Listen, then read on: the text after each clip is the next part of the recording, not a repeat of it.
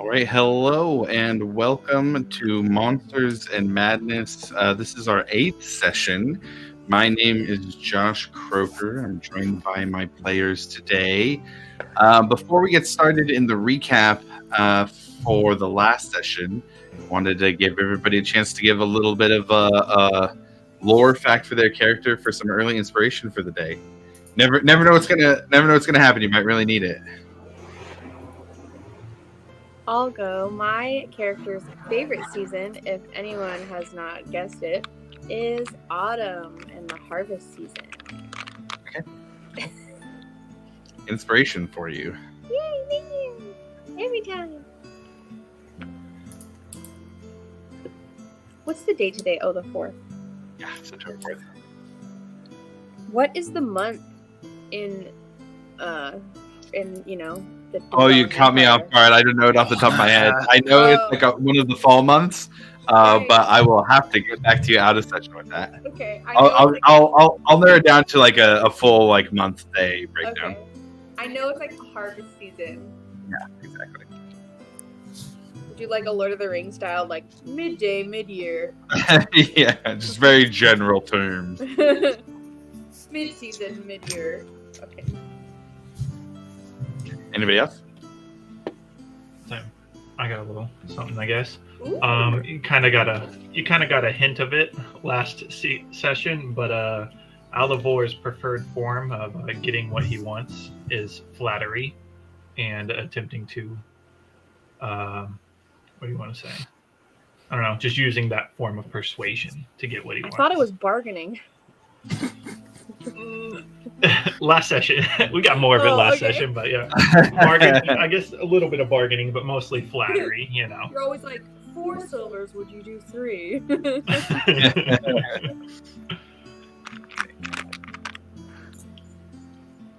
Okay, inspiration for you, sir. Thank you.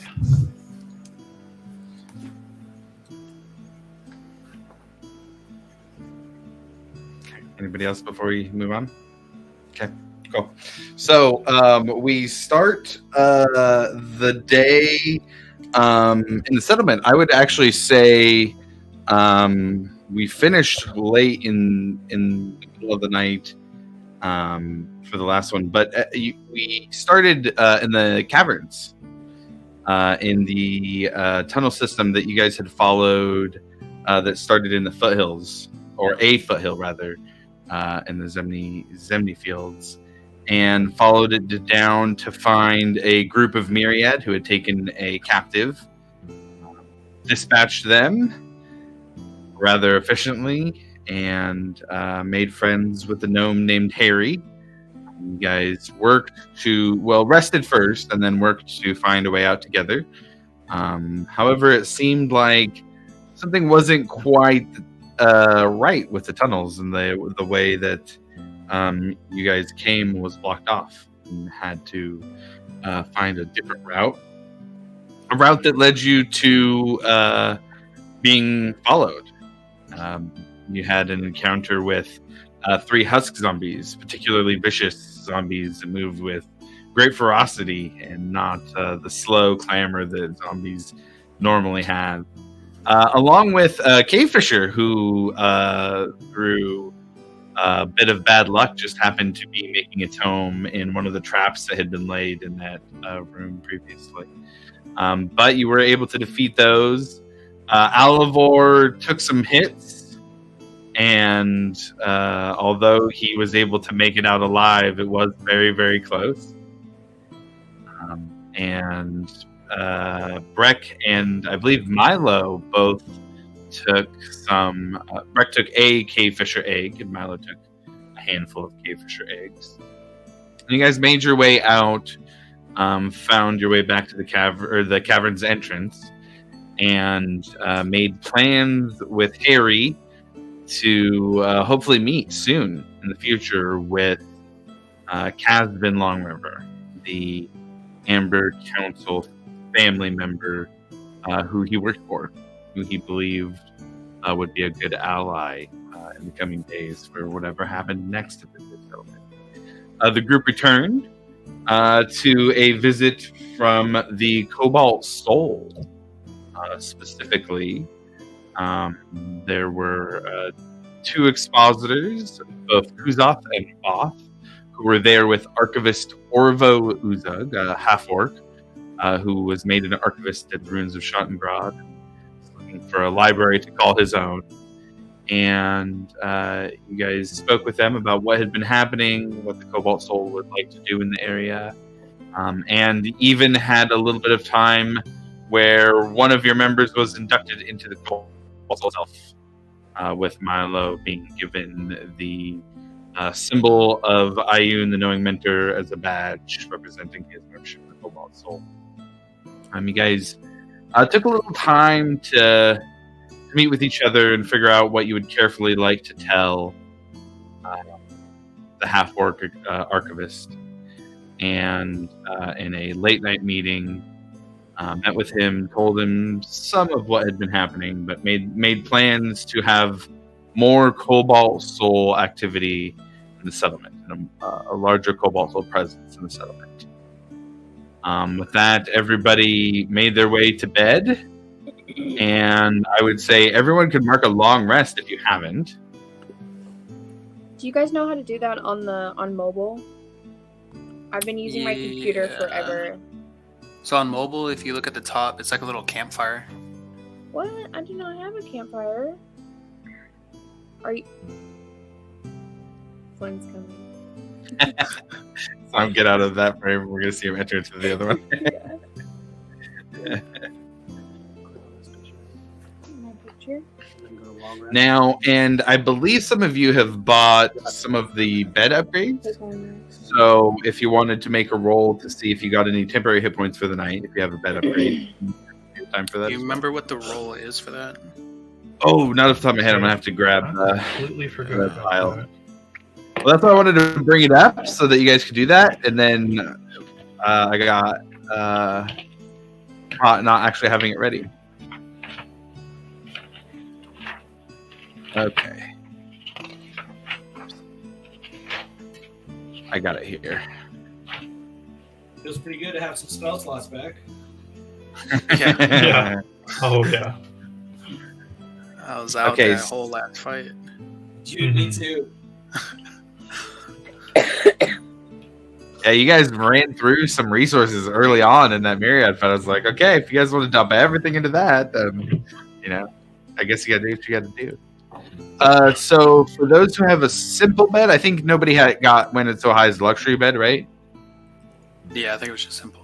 Simple bed, okay.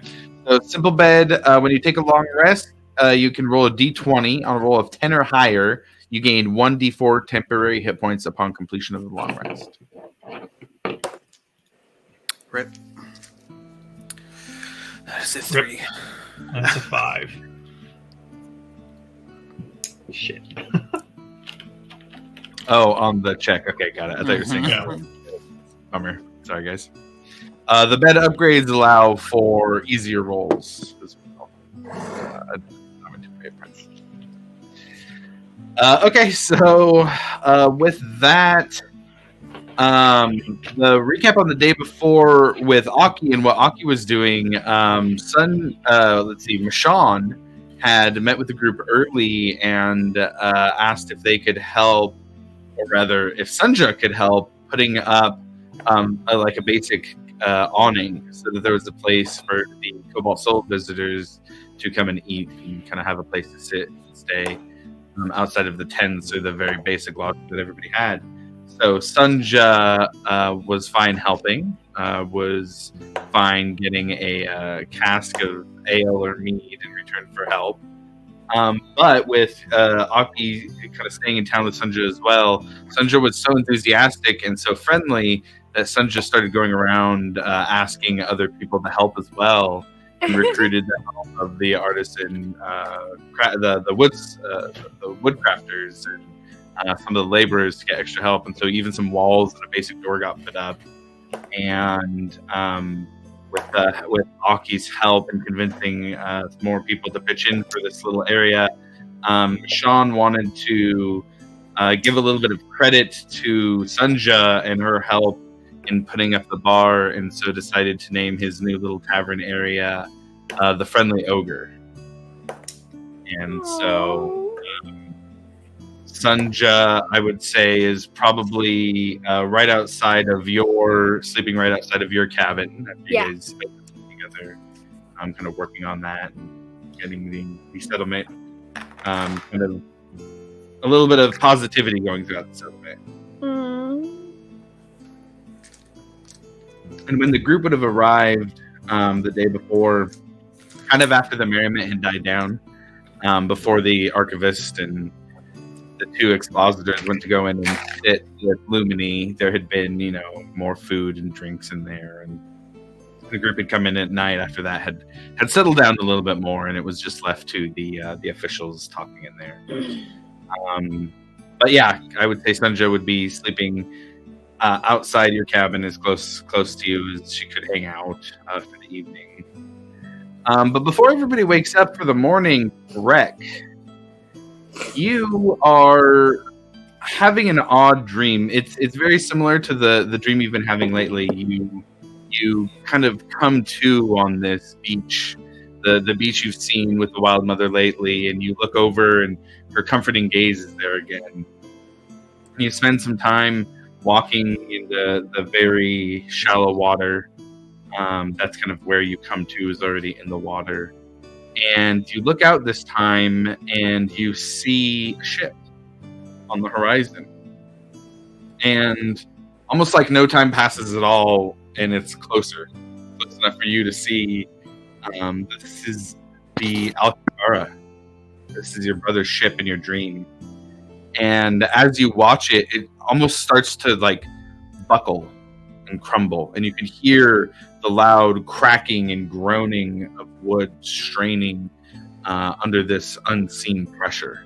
And it starts to, almost if it's being pulled down, crack and sink in front of you. And you watch this with a feeling of sadness, but not one of fear. You feel safe. And you look and see that the Wild Mother is kind of got her arm around you, embracing you, and kind of almost has her other hand on your chest, and is stopping you from going out to the ship. And as you kind of look down and see her hand, you look out and see on the edge of the water the form of Fovek, almost standing on the water with a stony gaze, just looking straight at you. What do you do in that moment? Is that storm still on the horizon as well? It is. And you said They almost seem to be sailing out of it. What's that? They almost seem to be sailing out of it. And you said she's holding me back from being able to swim out there? She is, yes. And I'm standing in the water? And it's not like she's got a firm godly grip on you, or her hands on your chest, almost just kind of beckoning you to stay. It almost seems like if you push forward a little, you can maybe push through, if that's what you're trying to do. Yeah, I'd like to try to swim out there. She feels you move forward and says, Rick, why do you wish to save that which is already lost?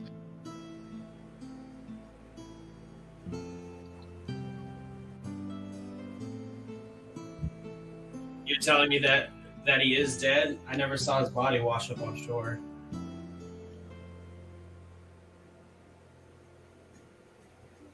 Actually, roll me a persuasion check on that one.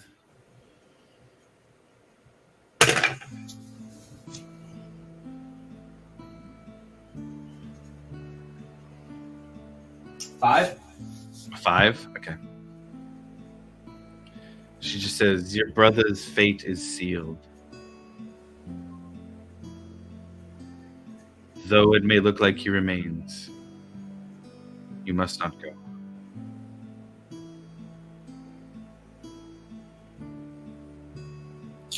Hearing that, I'm gonna pull his dagger out and kind of hold it out to him and see if he gets any closer. He doesn't. He just stays out there. And you feel a warmth almost through her hand running through you. She says, "It's okay. You are safe." You wake up. And you kind of smell that ocean breeze still as you wake up.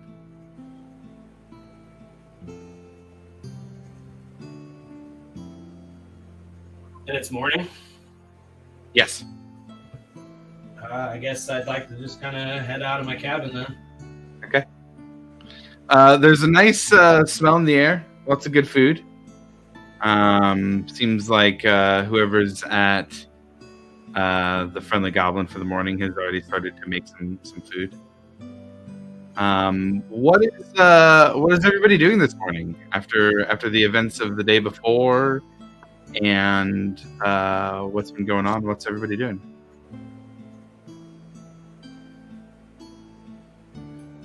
I would like to meet with Michonne about an investment opportunity.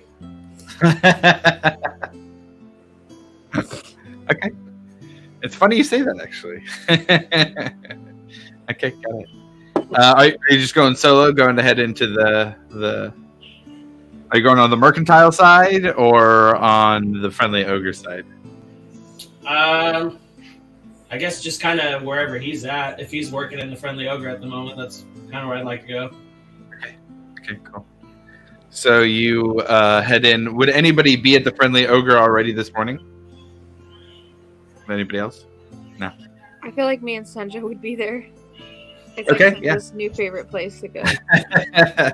Her namesake now. Okay. Yeah. You go in and you see a couple of the laborers who are sitting there. You do see a new face on one of the kind of tables in the corner. Red, almost lanky looking dragonborn. And you see Aki and Sanjay there sharing a breakfast meal. And you see Serenity. Latte. Oh, yeah, pumpkin spice latte. You smell that like very spicy brew coming from the drink. And you see Serenity bringing some plates into some of the patrons who are already there. And she just kind of looks over and gives you a friendly smile.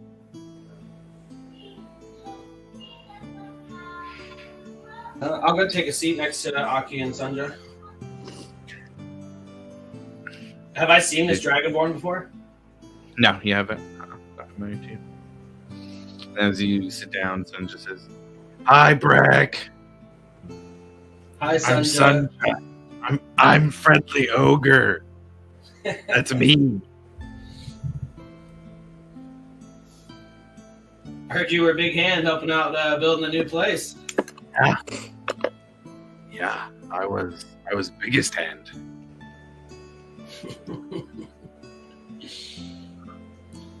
Does Sanjay have anything to drink, or can I buy Aki? Oh and yeah, Sanjay no, she's got lots to drink. She's got she's been provided with all the booze that she would like from Michonne and Serenity.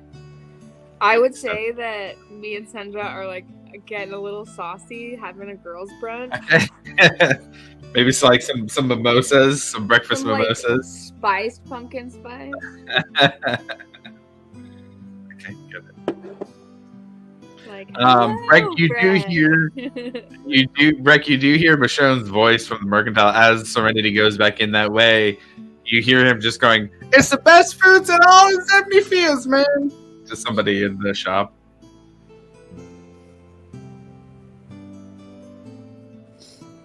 I guess hearing his voice, I'd like to head that direction then. He sees you go through the double doors. He goes, hey, returning customer, man. Good to see you. What can I do for you this morning, Breck? Well, if you're not too busy, Michonne, I'd like to talk to you about a business opportunity. What kind of business opportunity are you thinking? I was going to talk to you about a business opportunity too, man. I would like to invest in the Friendly Ogre. Oh, I like the sound of that. Man. Wow. Man, I got some hot shit. We were open one day. We're already looking at investors. I like it. I like it a lot. Okay. what you thinking here? I'm willing to make a deal. We had heard you were kind of interested in opening up a tavern in the area, and thought maybe we could do some business. See if you wanted to take over some of the management side of things, if that's the way you wanted to go. Well, I've already started to turn my cabin into somewhat of a distillery. If you would like me to keep improving on that, I would like to house most of our alcohols and stuff there, and then transfer to your tavern. All right, you're talking about being a supplier then, huh? It's all right. Well, maybe make some samples, see how good the samples are. But as long as it gets you drunk, I'm sure people want to buy it. He goes, yeah. And what kind of investment would you be looking for in the bar itself? I mean, gold always helps with more things to do, We got, like, upgrades to how it looks. We could expand the bar itself. Upgraded offerings, what we sell. Just depends on what you're trying to do. I'd like to set, like, 100 gold just kind of on the table. Oh, man, okay. That's some Say, cash right there, man. You're just dropping cash. All right. Hey, so you're first investor, man. So what do we call you? Are you like you gonna help us make business decisions and stuff? I'll tell you what. This is more than we put in so far. We haven't put in 100 gold in supplies. I would like to help with the business decisions. I have a couple of contacts on the Menagerie Coast that can get us some really nice alcohol if you'd like. Maybe start making some of those connections and we'll start talking. He goes, all right, well, I'll probably use this to get doors, like good doors all set up with locks and, handles and stuff. So, yeah. And he puts his hand out. Partners.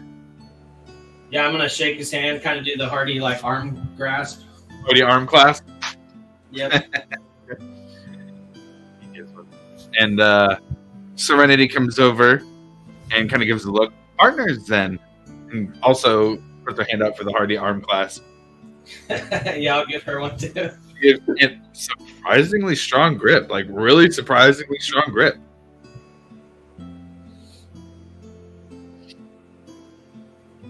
Okay. Got a new business arrangement going on, then. Breck is an investor and...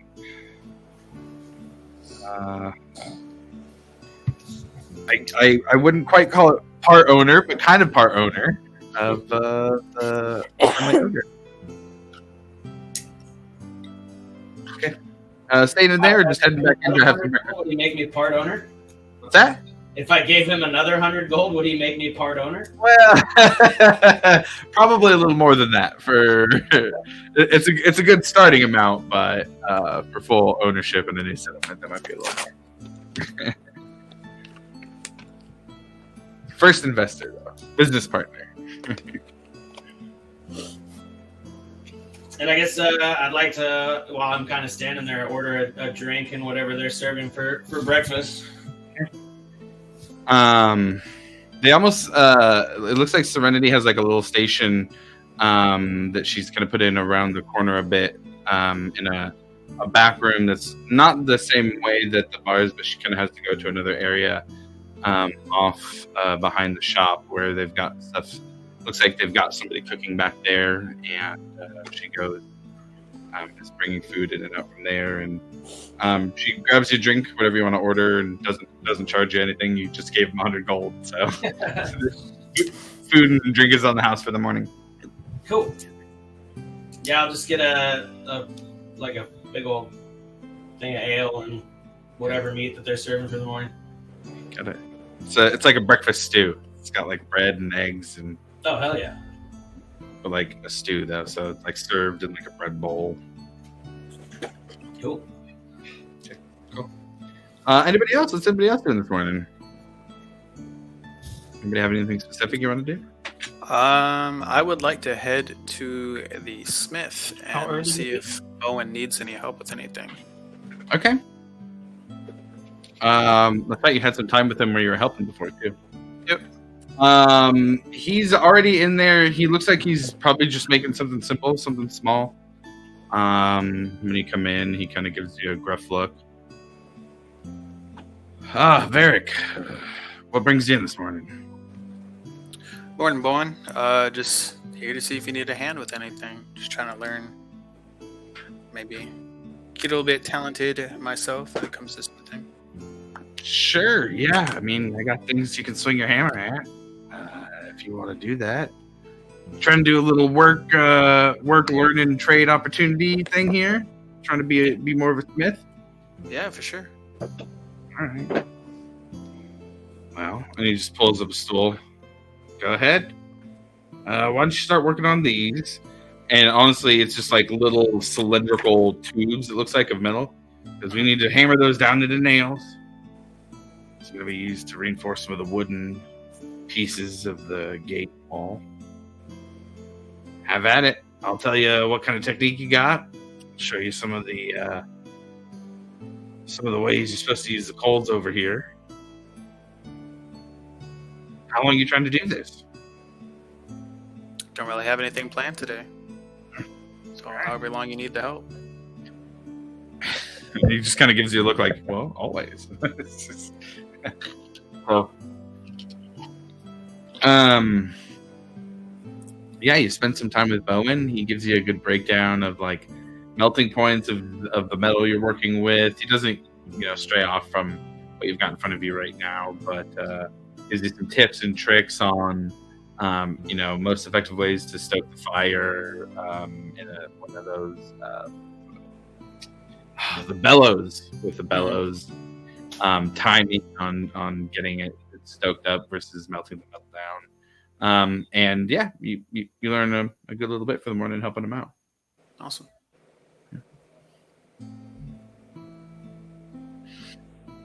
Anybody else? Yeah, Alivor, as soon as he wakes up, wanting to help the settlement, I'm gonna head straight to the task. Okay, gonna go do some early scoping of the quest board. Yeah, to see what all we got here, Okay, cool. So you get there. There's a few papers on there, but I mean enough that there's a variety of things to do, and different types of things you notice right off the bat. And real quick, I just want to ask, I'm switching over to Word when I do this. Do you guys still have that warbled sound from me, or is it okay when I switch over to my notes in Word? Any weirdness with my audio right now that you guys can hear? No, nothing. You sound Okay, just speak up if it is, and I'll make it work. So the first thing that you see is a note that is talking about retrieving the Diolet fruit from the Velven Thicket. It looks like Diolet. Dyolet. This is the one that makes the healing potion, right? Correct. Yeah. And where's And it's in the Velven Thicket. The no. And it offers 5 healing potions if a batch of the Diolet fruit can be retrieved from the thicket. And it looks like that the name it is signed on there is Rutharis, and mentions being the Red Dragonborn.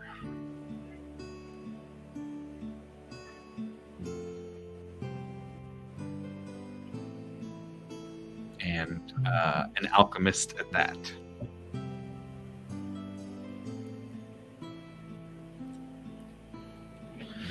That's the first one. Second one is handwritten. It's kind of just scrawled on there. It doesn't look like the handwriting is very fancy or anything, but it is of the local Longtan Farm, Longtan, the Longtan Farm. They are having problem with a ghost that is showing up in their fields with strange lights accompanying it. They've tried to go out and get the ghost to leave on their own, but their son was almost killed in one of the attempts, and they've decided they need professional help to remove the ghost.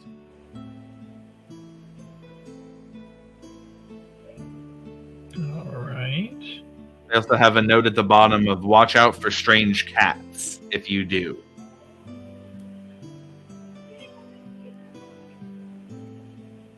Do we know where the Longtan farm is? Yeah, there's a little map on there. I mean, not too far, maybe hour and a half, 2 hours outside the settlement. One of the closer ones. One's to the say to the south a little bit. Okay.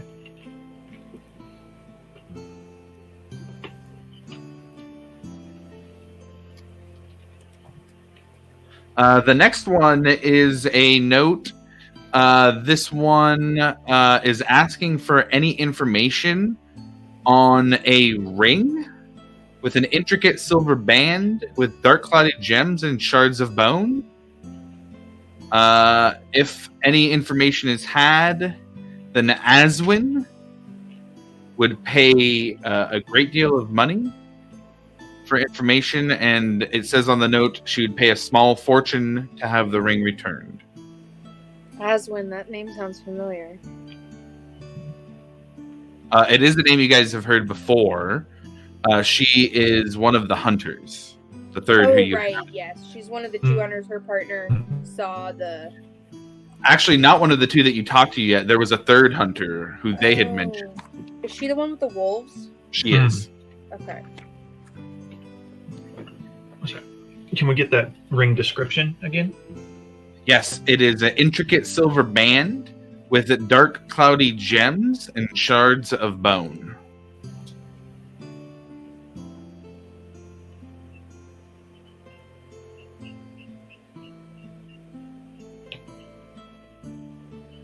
All right.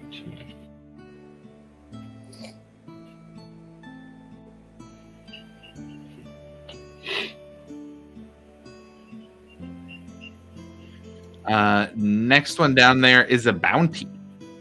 You see a drawing of a female elf with long black hair, sharp features. She kind of seems to have a glare even on the drawn portrait for the poster. And it says 5,000 gold to be retrieved alive, 2,000 dead for the return of Chesia Wakiam to Starosta Zula Sour for crimes against the crown while working for the Myriad. All right, let me get that name for her. Chesia, Chessia Wakiam. N or M? M, as in Myriad. Okay. It says in the description, she's often known to perform music and uses a charming personality to infiltrate political figures. Last seen in Icehaven.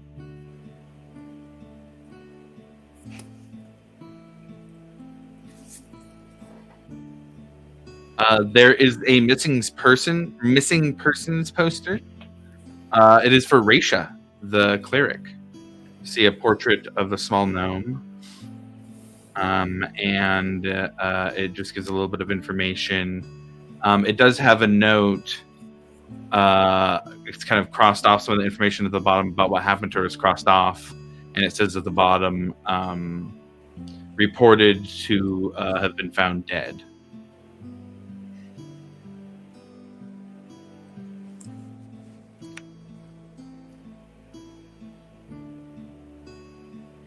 And then on the bottom, there seems to be a note. It's written. You guys never found. Sorry, go ahead. No, we never did. Oh wow, I'm being dummy hard. I was gonna say, yeah, you guys never really found her body, did you? Oh, I thought you did. Nope. It was one of the soldiers. Oh, Yeah, right. we found a soldier's body covered in like mushrooms.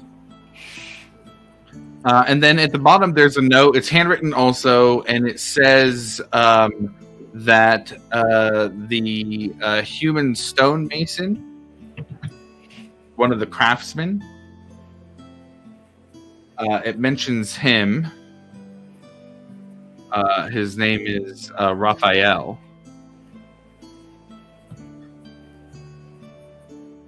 And mentions that they would be proud to follow his direction and leadership as the settlement grows. Almost seems like a little bit of like a just a note about how much they appreciate and trust him, and kind of are advocating for him a little bit.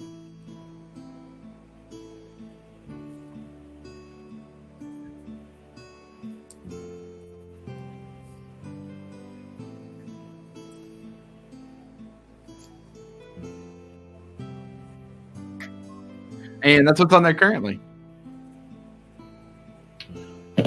All right. Well, after taking a look at all the listings out there, I think it's very hard. And I reach out and grab the paper, say, take it nice and neat, and be like, it's like I'm going ghost hunting, boys. So You're cutting out just a little bit. I'm going around trying to find. Am I? Fuck. All right, give me a second. I don't know what's going on with my internet. It's a little better now. Is it? How about now? Is it any different? Because y'all It's a little better now. It doesn't seem to be lagging cut out out. for me or something. Yeah, that seems to be better. We good? Yeah, I think we're good. Oh, okay. All right. But yeah, I'm going ghost hunting. Okay, so And yeah, I want to go around to find the rest of the party and see if I can recruit anyone else that wants to go ghost hunting with me. Okay, got it. Milo, what are you doing for the morning? I was going to hit up the general store and pick up some spell papers. Okay. And then head over and have breakfast at the ogre, the newly established ogre.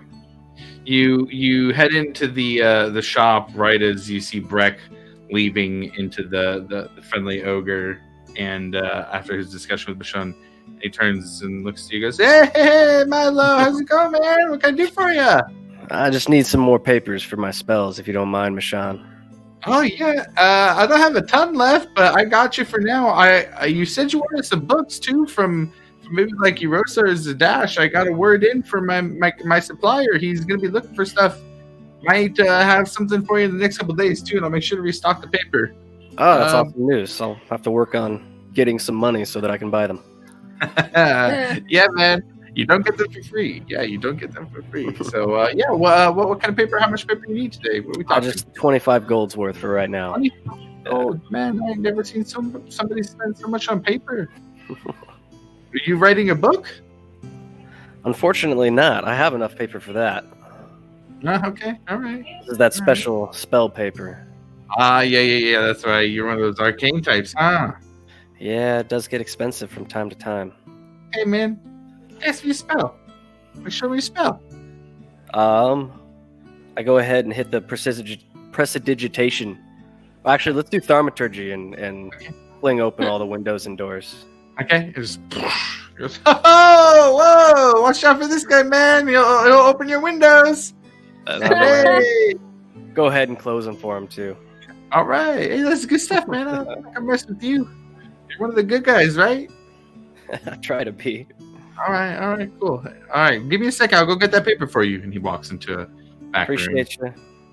He pushes through. You hear the sizzling of cooking, and through the door he walks through, and kind of hear a grumble as he walks back by the other way when he comes through, passing the guy who's doing the cooking, that you just catch glimpses of here and there.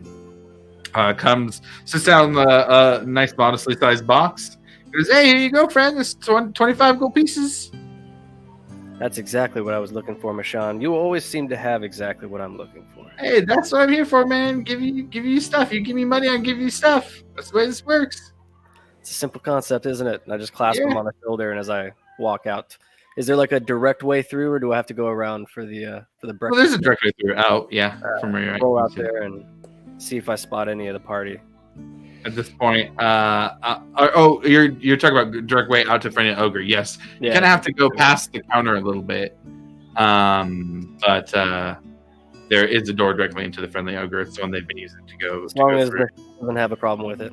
Yeah, no, you could push through and you see Aki and Sunja and Breck at the table having some breakfast brews. Also, Oakley is tailing right behind me. Okay, you got Oakley with you this time? Okay, got it. Alivor, you'd find Varric working with Bowen, doing some work with him, learning some smithing. Real quick, for Varric, give me a roll. Give me like a just a general dexterity roll for your time there, and this is just gonna kind of represent how much you can absorb. That is a 10. A 10. Okay. Doesn't work against you. You do a pretty good job. At least good enough to make some nails. So, but you see Alvar kind of trying to gather everybody up, walking around recruiting people.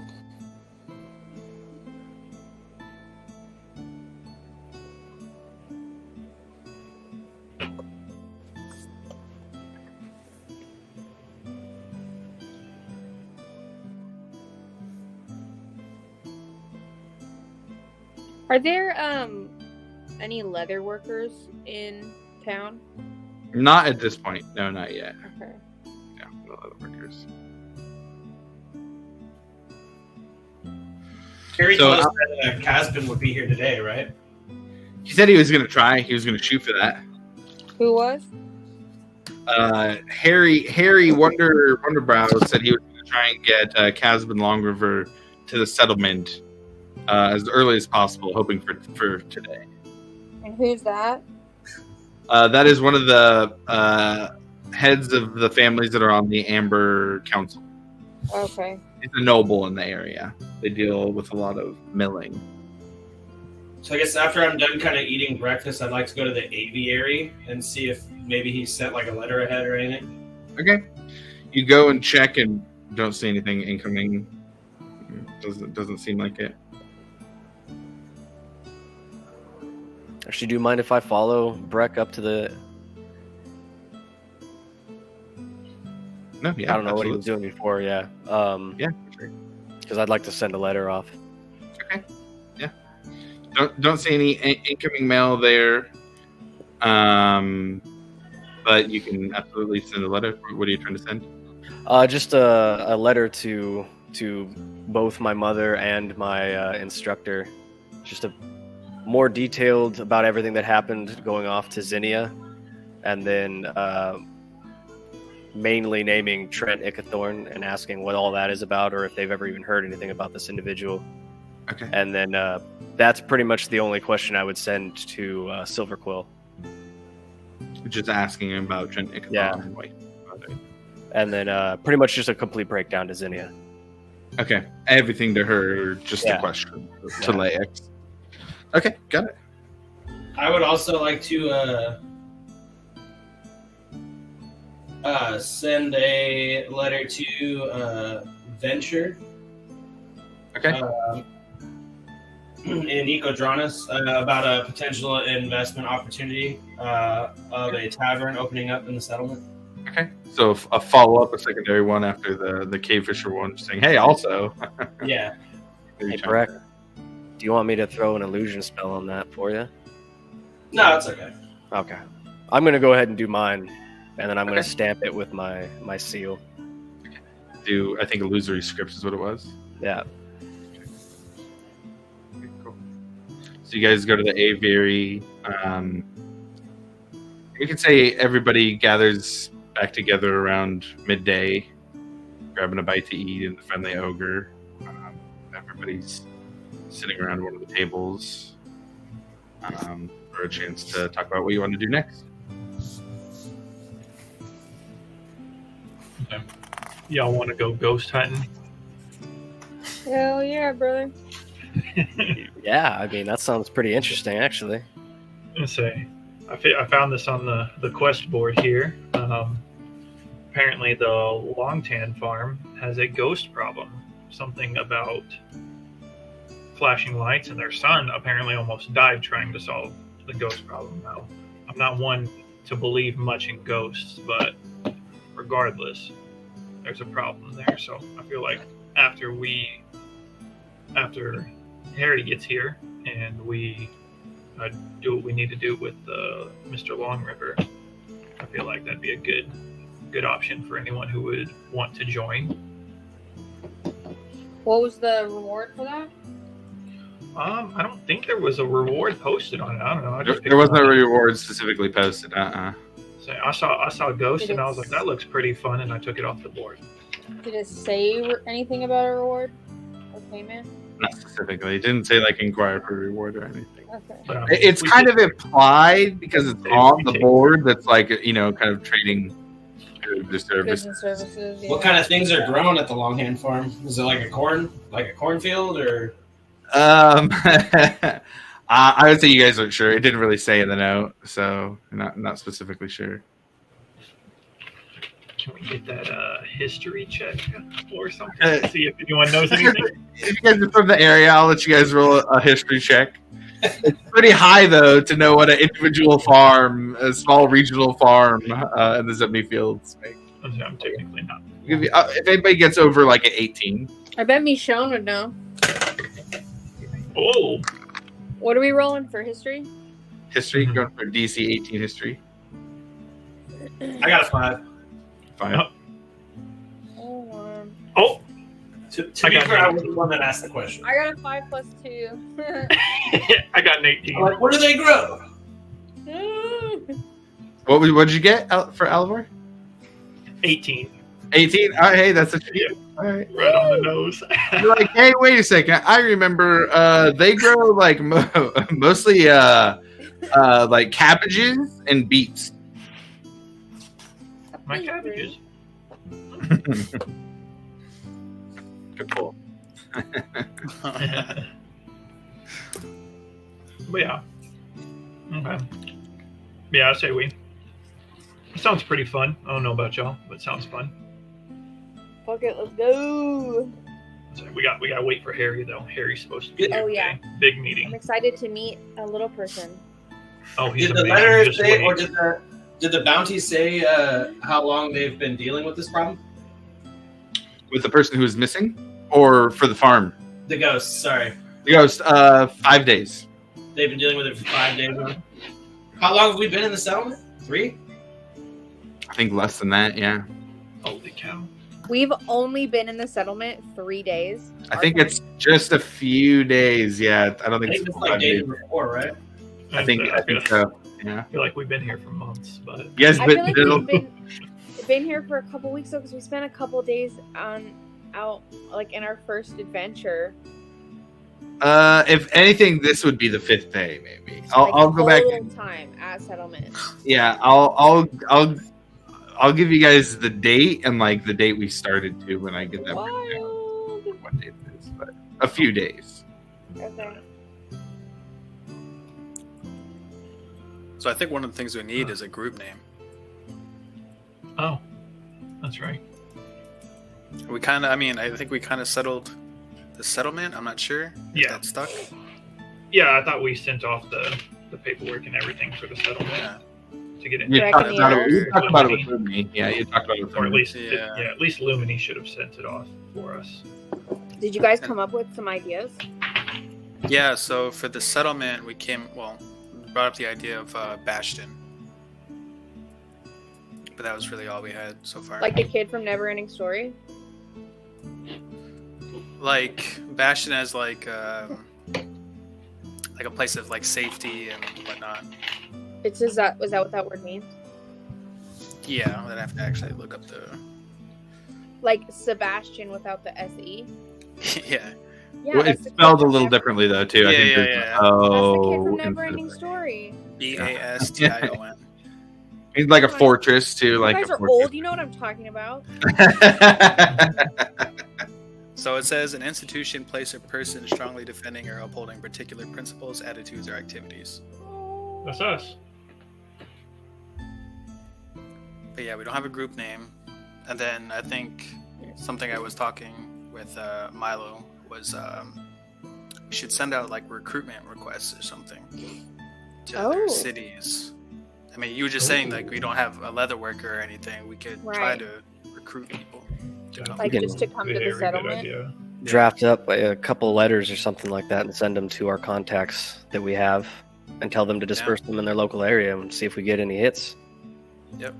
I think Okay. one of the things that we're Yeah. missing here in the settlement is just manpower. So Yeah. Need to get Norward started too. Was that having a the wood steady boy? stream of lumber would be very beneficial for the settlement. Seems to be the only thing we can do right now as far as resources. And if maybe a supply of your steady supply of resources, next step would be stone. If we've got anybody that could do stuff with stone, and it looked like directly at Breck just out of instinct. Well, he just saw Okay, that note. prejudice, don't you think? I mean, his name is Deep Delver. Well, we also literally try, like, he goes in and tries to sense the rock down in the caves. He's got a It's like thing for stones. Singing to it. We've all seen it. Fucking stoner. You, Geller, you filled us in on everything you saw on the board, right?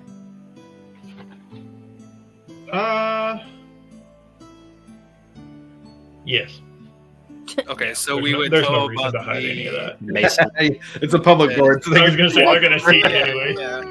No. Well, I was thinking because if I would have took another one and like pulled it up and hid it in my What pocket did I or leave something, but I didn't. So yeah. Yeah, this human stonemason. Having a I'll figure out. mason helping us out would definitely help the settlement as a whole. Because we don't have any fortifications built anyways. We have a, like, In we have half a progress. wall. The wall is in Yeah. progress. It's a big wall, though, too. That you can walk around. It's going to be very inconvenient for those trying to come from that way. So I will say that the settlement has been a little more bustly today. You guys did notice that the Cobalt Soul already has put up like a bunch of tents. There's a lot more people than you saw last night from the Cobalt Soul specifically now at the settlement as well. Awesome. They probably had some people right behind them, assuming they could send them back if the answer was no, but have them ready to go if the answer was yes. Oh, okay. So we're all sitting at the table, right? Yep. So Milo, I have a question for you that I caught in the meeting we had last night with your pals there. They said, yeah, those guys. They said they were hoping to locate you. Would you care to explain as to why they were so interested in finding you to the rest of the group? They seem to be as interested in me joining the Cobalt Soul and starting a library, helping them out to find books and preferably spells and ruins on my adventures with you guys. Can we get a perception check on this? What do I roll, Josh? Well, well, I mean, well, I would say you can roll an insight check. or something. Man, So I had a question about this. sure. Is there a way we could do whispers? I would say just message me through Discord. Okay. I'd say just message me through Discord. That'd be the best way we have currently. Yeah, because I had that same thing last session where I was like, Yeah. obviously I heard you tell him this. Right. Well, right. no, I it was- reacted it was- to it. No, because what I'm talking about is when we were all in the meeting in the tent, that Yeah. the guy, the ortho guy, he had said that they had been trying to find him for a while, so we all overheard it, Mhm. and that's why I brought it up. I even have it circled with exclamation marks right And I think here. like not long after that, they took me to another location anyways, right? So Yeah. like, Yeah. yeah, Yeah, I I was curious. always just disregard all that stuff. Here's what I'll say for the time being, the way the conversation is going so far. With your passive insight currently, it doesn't seem like Milo has said anything untrue. Yeah, that's what I was. So, about to add so on. I'll say, I'll give you the your passive insight. You can tell that at Yeah. this point, and that's Oh yeah. so for where we're at in the conversation right now. I think that's where we're at. If we want to Okay. continue farther with that, then we could get some rolls I'll just- involved and see how that goes. I'll just be like, okay. I was just curious because they seemed like they were, looking for you. I figured there was maybe a little more than just looking for your induction. I feel like Yeah. that's a thing you go to them for, and they don't. I come pull to you out for. my my little Ioun badge, and I just kind of flip it up into my hair. It's like I did very well in school, and I catch it and put it back in. That's fine. I did all I very have. well in school. That's all I have for now.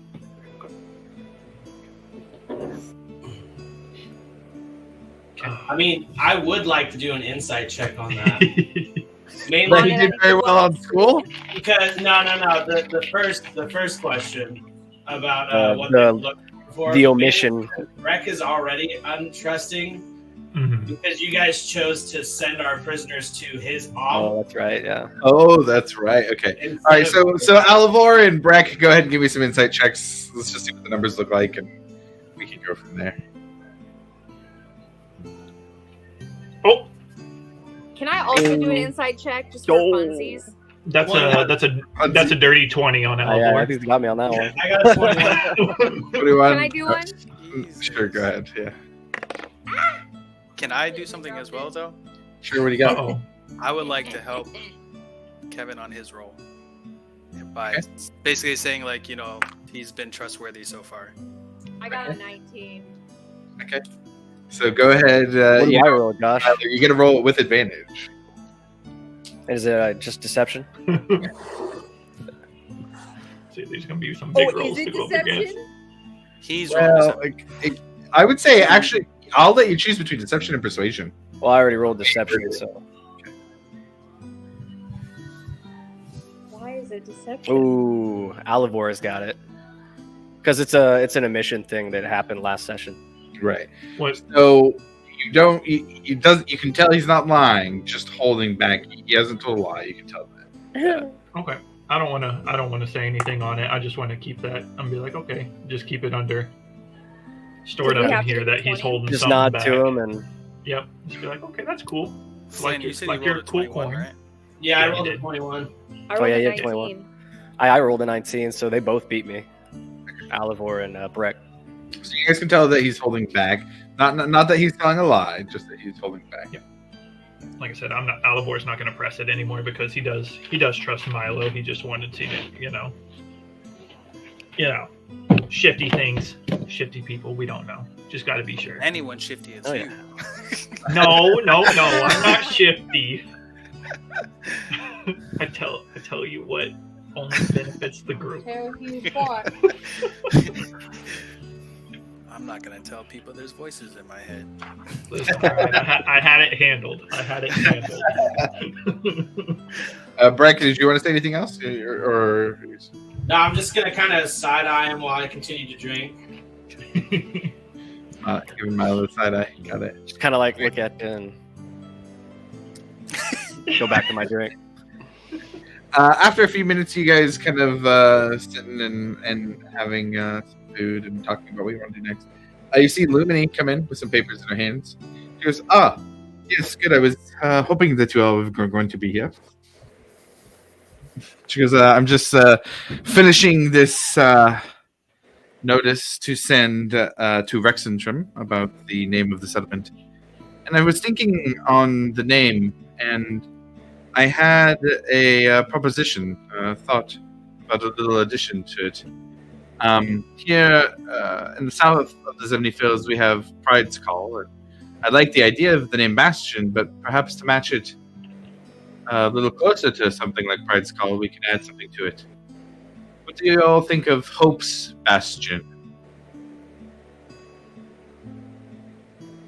I like it. I like it too. Works for me. Gives a bit of feel of rejuvenating the area.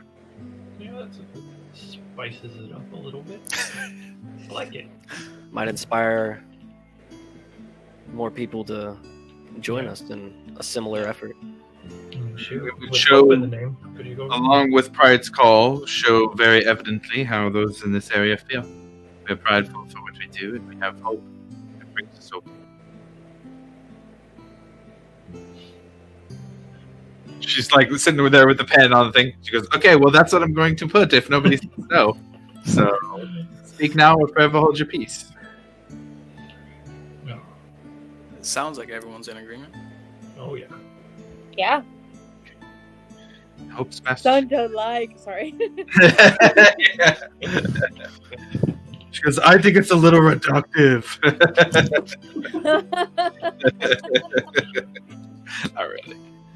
She goes, great. And while I'm doing that, I was going to make a mention about all of your activities here and what you've been doing. It would be nice to have a name to put to you all as well. Oh my goodness. It would be nice. What do you guys think? Did we come up with anything yet? No. No, but everyone keeps asking. Alamar's we like, haven't God quite damn thought it, of this something name. yet.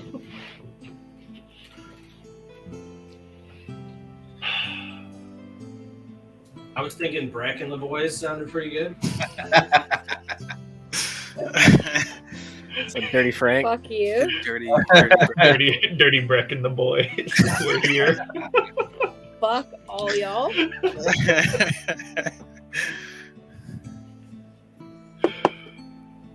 Breck and the Pointies. There you go. Dwarf and Or like- 4 elves. Yeah, and then an ogre who would also have a point in her ear.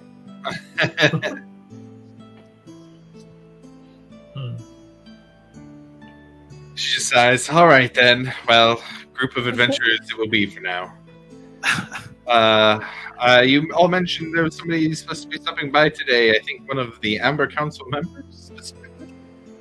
Yeah, and her voice gets a little, you kind of catch her voice breaking a little bit when she says that. You know, like for the first time.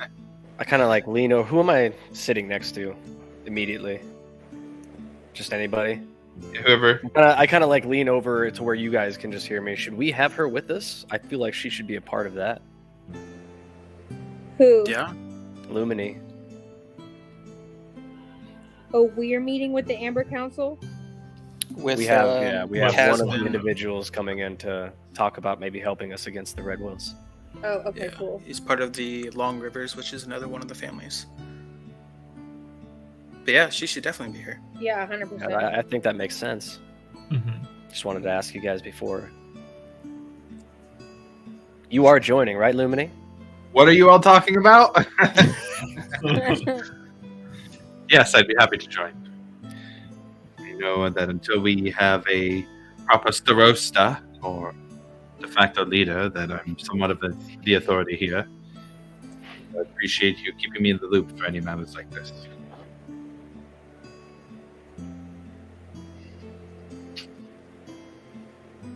I hate politicians. She just kind of points out. Oh, it's unfortunate. Well, anyways, I'll leave you to it then. Please let me know when Casman arrives.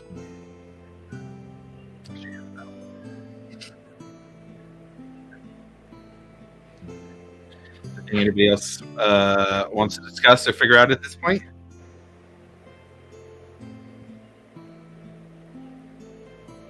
Okay. then we'll- How do you guys, how do I kind of look at Alivor and Aki? You guys ever given any thought to maybe being a Starosta? Immediate disgust on Alavor's face. Us? It's absolutely not. Somebody's going to have to do it. And I kind of look over at Immediately Brett and no. Barrick. It ain't me. Immediately no. I mean, it doesn't have to be one of us, but I just want a bathhouse, bro. I mean, as it stands, I feel like it's Lumini's title to I pass up agree. on. I would agree, but she's also devoted to the Crown's Guard, am I wrong? I'm sure you could find someone in the ranks to replace her. I'm not questioning whether she would be able to do the job, as whether she can actually legally take it.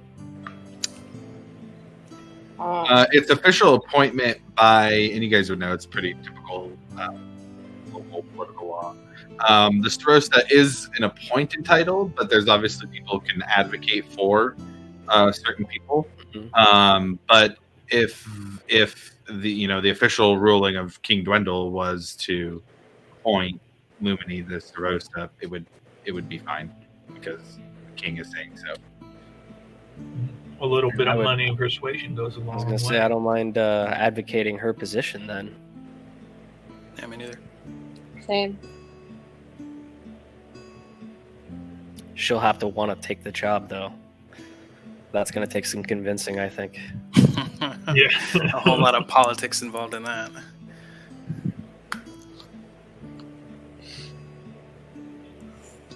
We'll figure that one out later. That's way on down the road.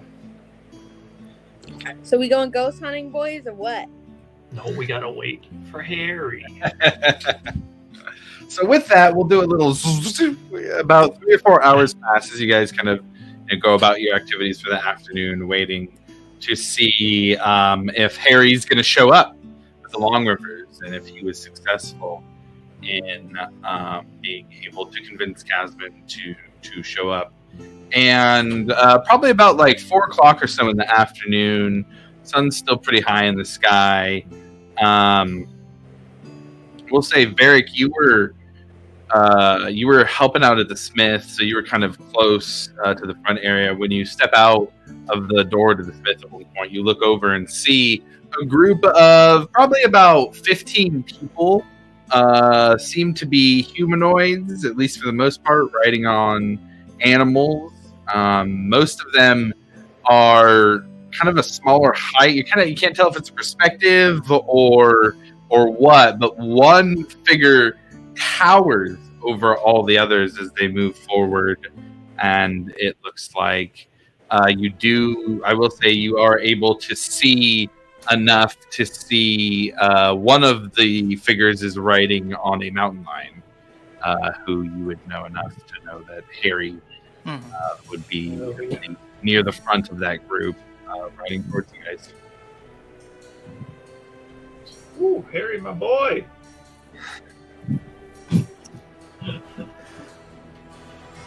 Yeah, just go ahead and wave him down and kind of gather everybody. Everybody, they start moving towards the wall, kind of in the direction they're at, and they kind of, you almost see this like existential look at the people in the front, like, do we go around the wall through the gate, or do we just go around, and don't even bother? And they get a little bit closer to the settlement, and you see now the person riding out in front is Harry on one side, and on the other another gnome who seems to have some pretty thick armor on, and seems to have little gadgets. You see little cogs hanging on their belt, tools, a hammer here and there, on their person actually. But they are riding a small, like, pony-sized horse because they're a gnome, so they don't need a full-size horse.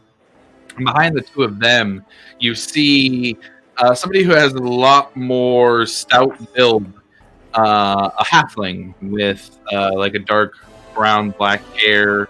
It looks like there's something in it to kind of grease it to the side and have some curls over on one side. And he's wearing a light leather armor that looks pristine, and has a symbol of, it looks to be a river, almost going in a way that it almost looks like a shepherd's crook or a question mark on the front of this armor, and it's all black, which leaves the river in like a stark blue contrast on it. He has a long black cloak, and he is riding a horse that is not a large breed of horse, but is closer to a regular size horse compared to the gnomes who are kind of riding on ponies next to him. And kind of right behind him, riding on what it looks like to be a Clydesdale-sized horse, a very large horse, is a Goliath. And he has got pale skin, a red tattoo, it looks like, across his eyes. It's just like a bar of red across his eyes. And then behind them looks to be about anywhere can't really see right there for the count, but 12 to 15 gnomes.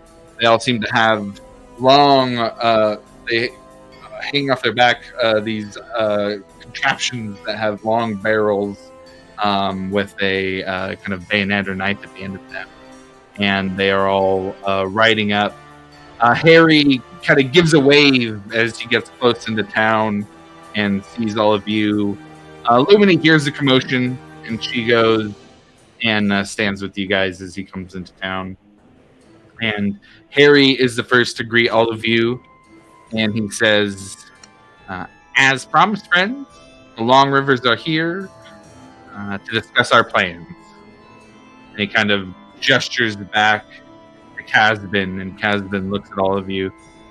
And he has kind of a humorless look on his face and says, you all did me a great favor by saving my friend. I owe you one in kind. Harry tells me some things, and it sounds like we have much to discuss. I'm excited to see the new settlement. I believe I'm the first member of the Amber Council to do so. So please, lead the way. Where shall we be meeting today? And he just kind of looks at some of the tents and houses and all the buildings in the settlement so far. Kind of like, oh boy, where are we going here? Just look right over at Lumini and be like, just kind of smiles, insinuating that we're going probably to her tent. Because that seems to be where all the business. Or the friendly ogre, maybe. Yeah, she goes, my tent is this way. We can speak there if you would like. It offers a bit of privacy. We also have a local tavern that is new, but is at least a place to sit and speak. And Casbin looks around. He goes, I think I'd prefer somewhere a little less private. Your tent would be more appropriate, I believe. And so everybody starts walking over there. The group of gnomes on ponies kind of follow behind and start making their way. And you can tell now that people in the village are kind of people looking at what's going on and seeing who's here. But everybody gets over to the Lumini's tent, and Harry gets off of his mountain lion and gives a little bit of a wave of his hand, and the bags in the saddle disappear, and whispers something into its ear, and the mountain lion heads off out of the settlement. And Casbin gets closer, gets off the horse, and you kind of have that moment of like, oh, there's a halfling on a horse. Is he going to be good at this? But he gets off very, very dexterously, with much confidence. He just gets off and seems like he's not even skipping a beat for his, height and physical stature. And now that he gets off the horse, you see he's pretty well built. He looks very muscular. He looks, even for a halfling, like he could do pretty well in a fight. And he has a long sword at his side, and it looks like he has a very ornate scabbard. But he walks in with Harry at his side. The Goliath kind of just moves to the side of the tent and stands in front with the other Crown's Guard. And he kind of just like moves it next to one of them, and the Crown's Guard looks up at him, and he looks down and just like with a look of kind of like, well, what are you going to say? But you all gather in the tent with Harry, Casbin, and the gnome who had the heavy armor on and looked like he had some gadgets on him. But the three of them represent the Long Rivers. Lumini's there, as are the six of you. Casbin kind of opens his arms and says, well, who would like to start?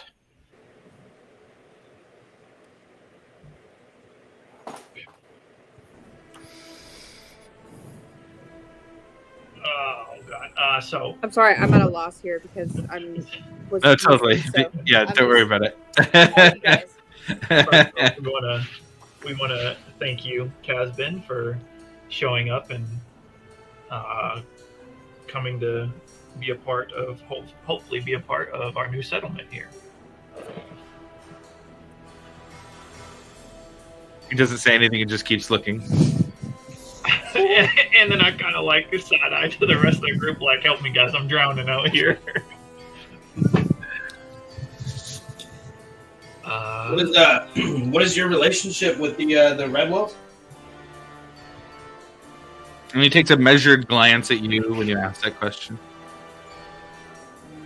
They are another Amber Council family. Much of our business is done with the Red Wells.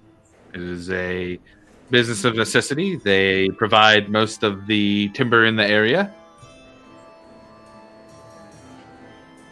If you're asking if I'm fond of the Red Wells, I would much prefer to work with someone else. And he kind of gives a look. He says, and despite that not being much information, I hope we all understand that this is very privileged information that we're talking about in here.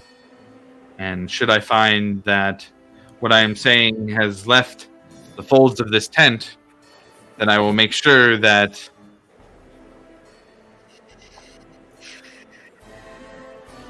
I will not forget it easily. You don't have to worry about that. So you'd be open to buying your wood resources from another gatherer? Say this settlement? Does the settlement have the manpower and setup to provide that much timber? Not yet, no. That's why we need a little bit of help. But I think it would be a good idea to maybe to not negatively affect you, to help this settlement, and to rid this area of something that's probably just not that great for anybody, being the Red Wills. I think this is the closest plan that we have to make that happen. He gives a thoughtful pause.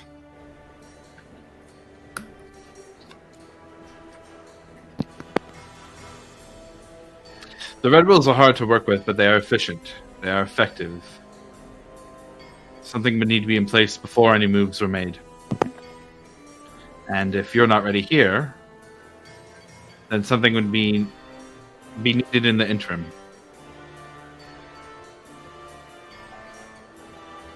I believe that Harry told you that 90% of the timber we cut is from the Red Wills. And he looks to Harry again, and Harry gives like a little bit of a concerned look this time. And he goes, what he did not tell you is that the other 10% comes from a supplier that is nearer to us than expected. The gnomes of the Velven Thicket have methods of quickly growing trees. They are nomadic and only take what they need. But our other 10% has been fine woods that they have crafted for us. They've grown for us. They'd likely be able to offset the loss of timber from the Red Wills. But there are many complications that come along with that. They are not part of the Empire. Pride's Call made a special request to work with them to receive their dialed fruit. And Pride's Call gets regular shipments from them. The Empire, happy to get in the extra health potions, accepted that agreement, but I'm afraid if we establish that connection more, then the royalty in Rexenturm will insist. And the gnomes will not be very agreeable in that situation. They're nomadic, and they are ardent worshippers of the Wild Mother. And they would not give that up to come into the Empire. But it is a possible option if we were able to convince them, but also keep away the political machine that is Rexenturm.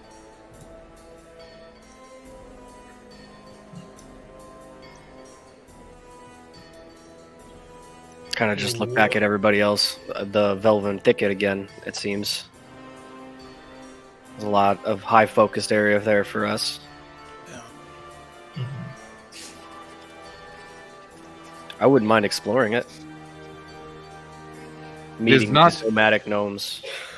And Kazvin goes on, it's not safe everywhere to explore. If you get close to the Saltwallow Bog, You will see ferocious, mutated creatures that hunt in the north of the thicket. It comes with its own dangers.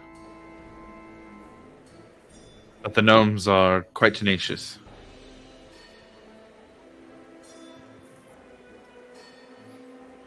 So, I'd like to say,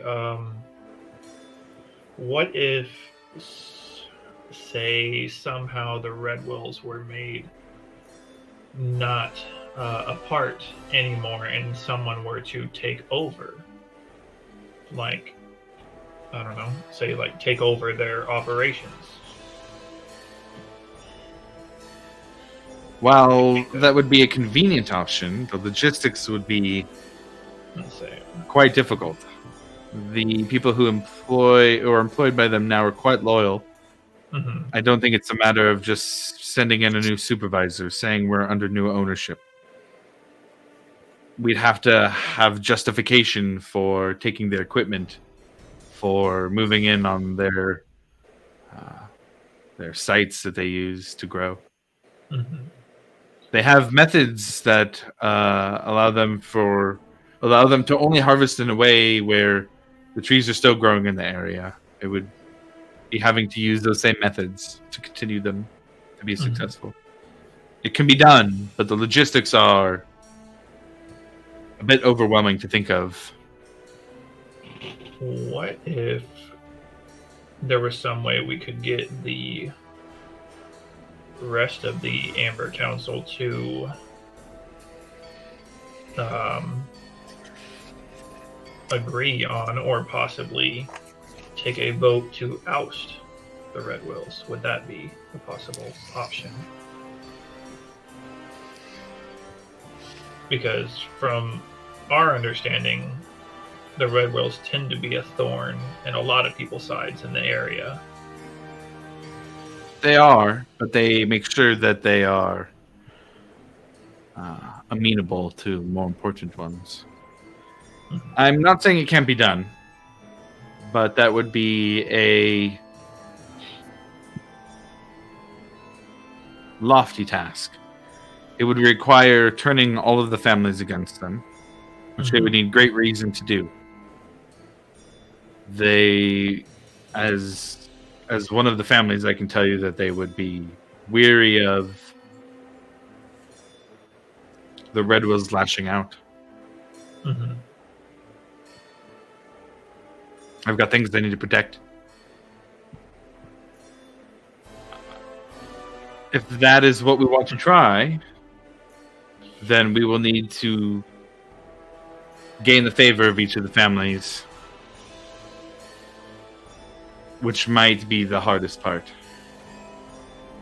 Again, it can be done. Everybody has their bargaining point. But the sours in particular would be quite hard to deal with.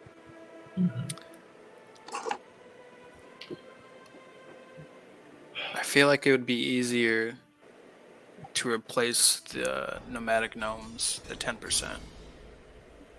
Start there. Well, the nomadic gnomes don't seem to be a problem.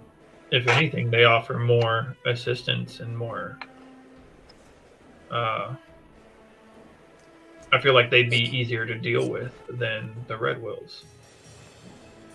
Oh, I'm not saying like take them out or anything like that. But if they don't really like dealing with the Empire, then perhaps we can come to an agreement with them.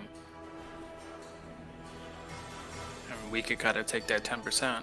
But to be clear, they could likely supply more than that to us, but we do it mostly under the table to keep the eye of the Empire away from them. Some of my Amber Watch are from the gnomes of the Velvet Thicket, and I do not want to betray their trust in all of this. Do you know if they're interested in producing more, or if they would be interested in producing more? They might be coaxed into it. but they like to travel. They don't like to stay in one place. It would take a great incentive to get them to integrate that kind of production into their ways, but it can be done. I think you're right, though, Varric. I think that's a perfect place to start, is with those nomadic gnomes. Even just to understand how they're doing what they're doing, it might give us an edge to start our own. Question for you, Josh. Is like the forest area around our settlement? Like, is there room to like expand and do that here? Or I mean, there's room for it, but it would take, like, you'd be starting. You know what I mean? You'd be planting saplings, and it would take a while to grow, unless they had like magical encouragement. There's room for it for sure, and it's mostly like fields, plains type stuff. There are some trees there. I would say there's not enough trees around the settlement right now to like completely fill in what the Red Wolves are doing, but enough for like some timber for that area. So it would take some prep to be able to have enough in the area, but there's a space for it. Sure, yeah. It'd basically be like you'd be foresting the area around the settlement. It's going to take a long time, though. Unless we knew it learn wasn't how going to they be a do short it. process. Yeah. Unless we find out how the gnomes do it. That's to give the saplings some encouragement. Yeah. Well, perhaps then employing some of those gnomes to help develop things here might be a good in between. It doesn't Pretty good idea. bring It's a them very under the good radar idea. of the Empire too much. Yeah, and we can fill that void because obviously we're an initiative by the Empire. Right. The eyes could be on us instead of them. That's a Are these gnomes hostile to outsiders entering their encampments? Not to most, but they don't take kindly to those who do not respect nature, do not respect the thicket. They will defend their home fiercely. As they Do should. you have any? You said you had some from the tribes in your group. We work with them sometime. Yeah. Would they be able to introduce us? Well, Harry is often the one who interfaces with them when I work with them. So he would be somebody that I could send with you to make introductions, as well as maybe one or two others who were from the thicket in the first place.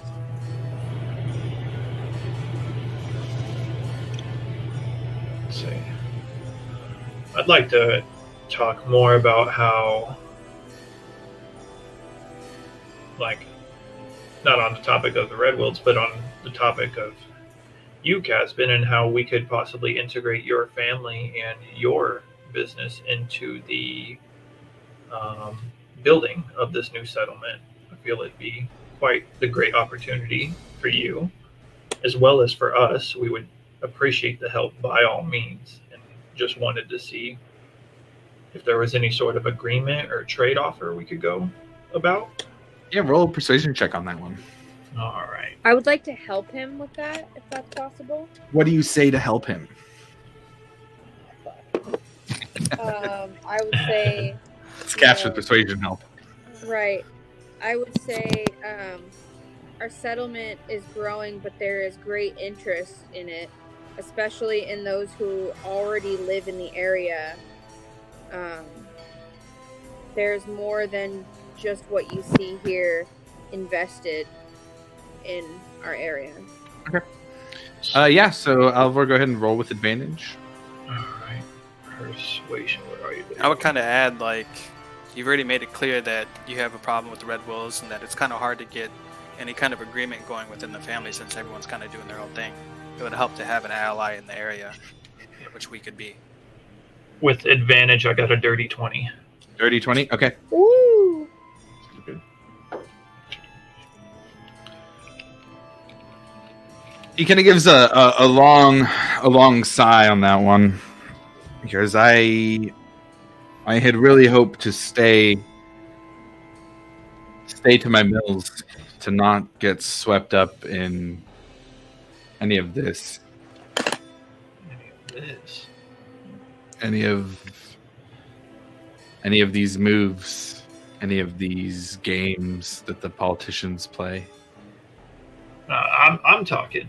Put the games of the politicians aside. I'm solely talking about building up this settlement. Like we want to make this a haven. But it is a game, though. It is a game to represent an area, to establish ourselves in an area. Simply by choosing to be involved with the settlement, it plants our flag here. And if the Red Wills want to plant their flag, then Well, it puts They've us at already odds. tried, so I was gonna say, I promise you, as far as I know, we have no interest in doing any business with the Red Wills. and And they're I quite understand. aware of that. We Yeah, want this settlement to be a place free from the corruption of politics. that's good. That is a lofty, lofty goal. One that I support, but being one of the dirty politicians myself, know that at least some involvement is necessary. Lofty as it may be, I do not believe it's impossible. You're Many of us want that change. Tell me, there's been many odd happenings in this area lately, and those must be resolved or investigated before any large moves are made as well. Harrius tells me you have been on the track of some things, but was a bit coy in telling me all of it. That is why we are here, and that is one of the main things that we have been investigating. And a great deal of these ongoings have been linked to the Red Wills and their mischief. And I believe it is their... I'm not sure if immunity is the right word, but their presence in the political machine that keeps them from being held accountable and keeps them able to do these things behind the back of the larger nations. You all really are kicking the hornet's nest, aren't you? Say again? You all are really kicking the hornet's nest, aren't you? Oh, it's been kicked. This is what we do best. They've been buzzing. Can you give me any specifics? We have evidence that would directly tie the Red Wolves to the Myriad. How good is this evidence? How Pretty good. conclusive? I would. So this is for the party, but I would say that we just tell them everything. I think we should tell him that we have a witness that we've moved, but we don't tell him where it is. Yeah. Okay. Yeah. We don't have to give Okay. the location, but yeah. I was Yeah. just Can we saying. trust this guy? Who is this guy? Exactly. That's what I'm saying here. Like, I'm not down for telling him like all the details. You I'm know, down for every... the generic general stuff. Yeah, we could do that, but I'm not detail wise. I'm also I mean- cool with like seeing what Lumini wants to say. True. Oh yeah, does Lumini? But have we any do need an specific- ally. We've made an enemy, so Yeah. we need to balance it out somehow. I mean, you're right. And come on, man. You trust Harry, right? Perhaps having I trust that little fucker with my life. perhaps having a dirty politician on our side to help us achieve our goal. And I don't necessarily think he meant like he's dirty, but No, he's just a politician. Right. He admits to. He's Having just someone with great influence and power, especially being part of the Amber Council, could only help us. Yeah. And whether we like it or not, we're trying to establish ourselves here. We're gonna get in politics. We can't Right. avoid that. Yeah, boy. So, Casman says, well then, I shall drop agreements between the Long Rivers and the settlement specifically, giving a discounted rate of timber to the settlement for any building needs that you might have. And under the guise of that relationship, we can start to forge some stronger bonds.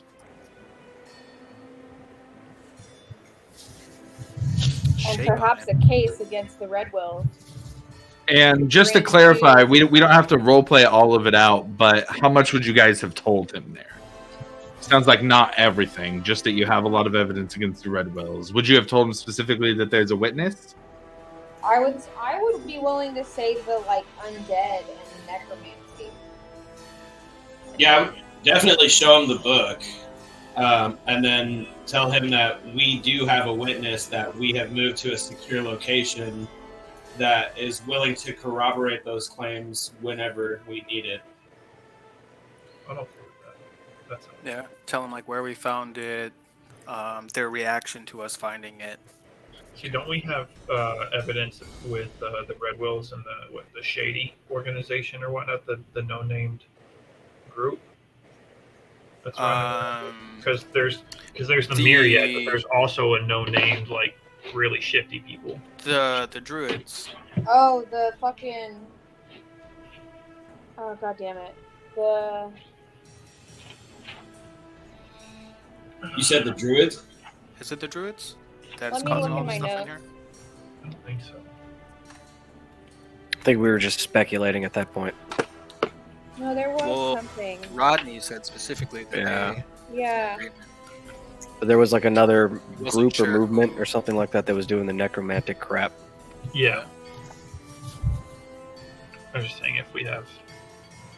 I thought we had evidence linking that the necromantic group with the Red Wills, and then we'd show Do them we? that. Yeah. Do we? We don't So have any. what, clarification I guess just from above game, what you guys would know is that the Red Wills were dropping off the two into the entrance to the tunnel where you guys fought the zombies and the displacer beast.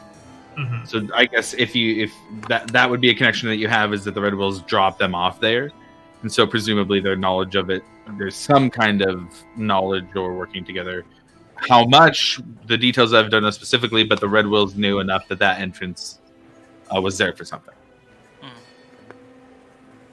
Okay, so he would go over what he said about setting up an agreement to work under the guise of that, but would also say it seems that there are larger pieces moving than just what we're talking about here. I mean, we're talking about what's going on, but it seems that there's something happening literally under the surface. I've seen lots of blue out there today. Have the Cobalt Soul made their way into the settlement as well? They have. And have you told them what you have told me? I don't think we told them everything, did we? No. You guys were actually pretty No. light on details to the Yeah. Cobalt Soul. Yeah, because the Cobalt Soul, they were being shifty too. They weren't telling us everything. So not everything. Well then, I would advise caution for now. There are many spies of many types across the Empire, and we must tread with caution. For what we do now could be portrayed in very poor ways if we were to get out what we have discussed and what is happening. None of us want that, I can assure you. Given that there is an increased need for security, I will be leaving 10 of my Amber Watch gear at the settlement, and we'll be sending Harry along with you for your trip into the Velven Thicket for introductions and allowing for a friendly face in that situation. It's very much appreciated. Your support is very welcome. Yeah. And he looks to Harry and he says, "You saved my best friend. It is not the least I can do, but it's something I'm willing to do." It's a start. I'll reach out and shake his Great hand. friendship. And he reaches out, gives a handshake. Firm grasp, Soft hands, though, not like real rugged hands, no blisters or anything on them. It's a noble's hand still. Yeah.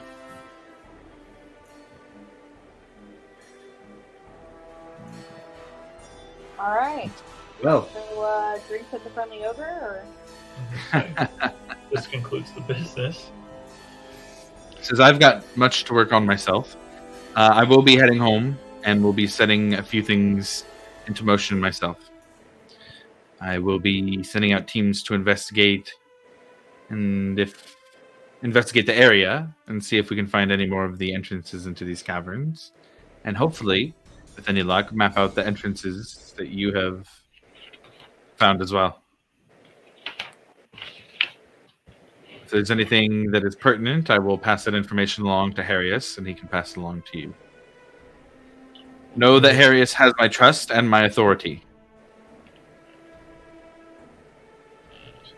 If we find anything of importance or any more evidence, it will be relayed to you as well. Fantastic. No, I suggest searching the house we found.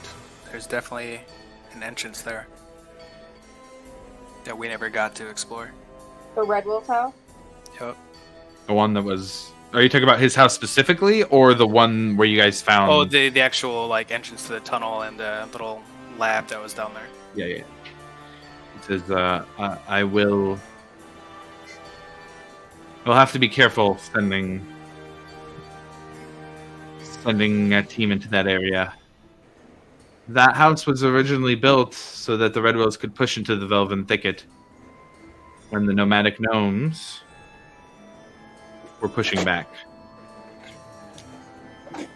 So any of mine that they see, they probably won't take kindly to, especially given everything that's going on. But if I can, I will. Uh-oh, we lost somebody.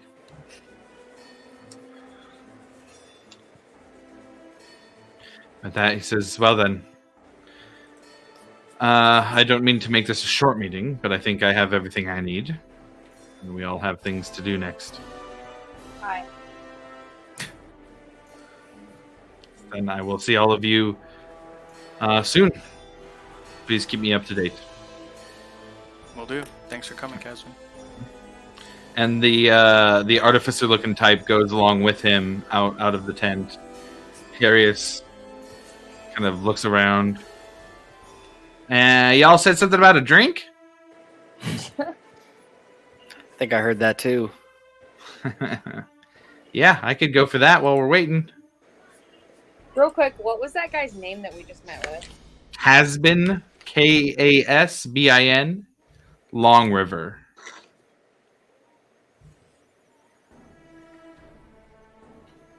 And what's his Amber Guard, or what's his branch of the Amber Council? The Long River family. Okay. Yeah, the Long Rivers is his branch on the Amber Council. He is one of the members specifically on the Amber Council.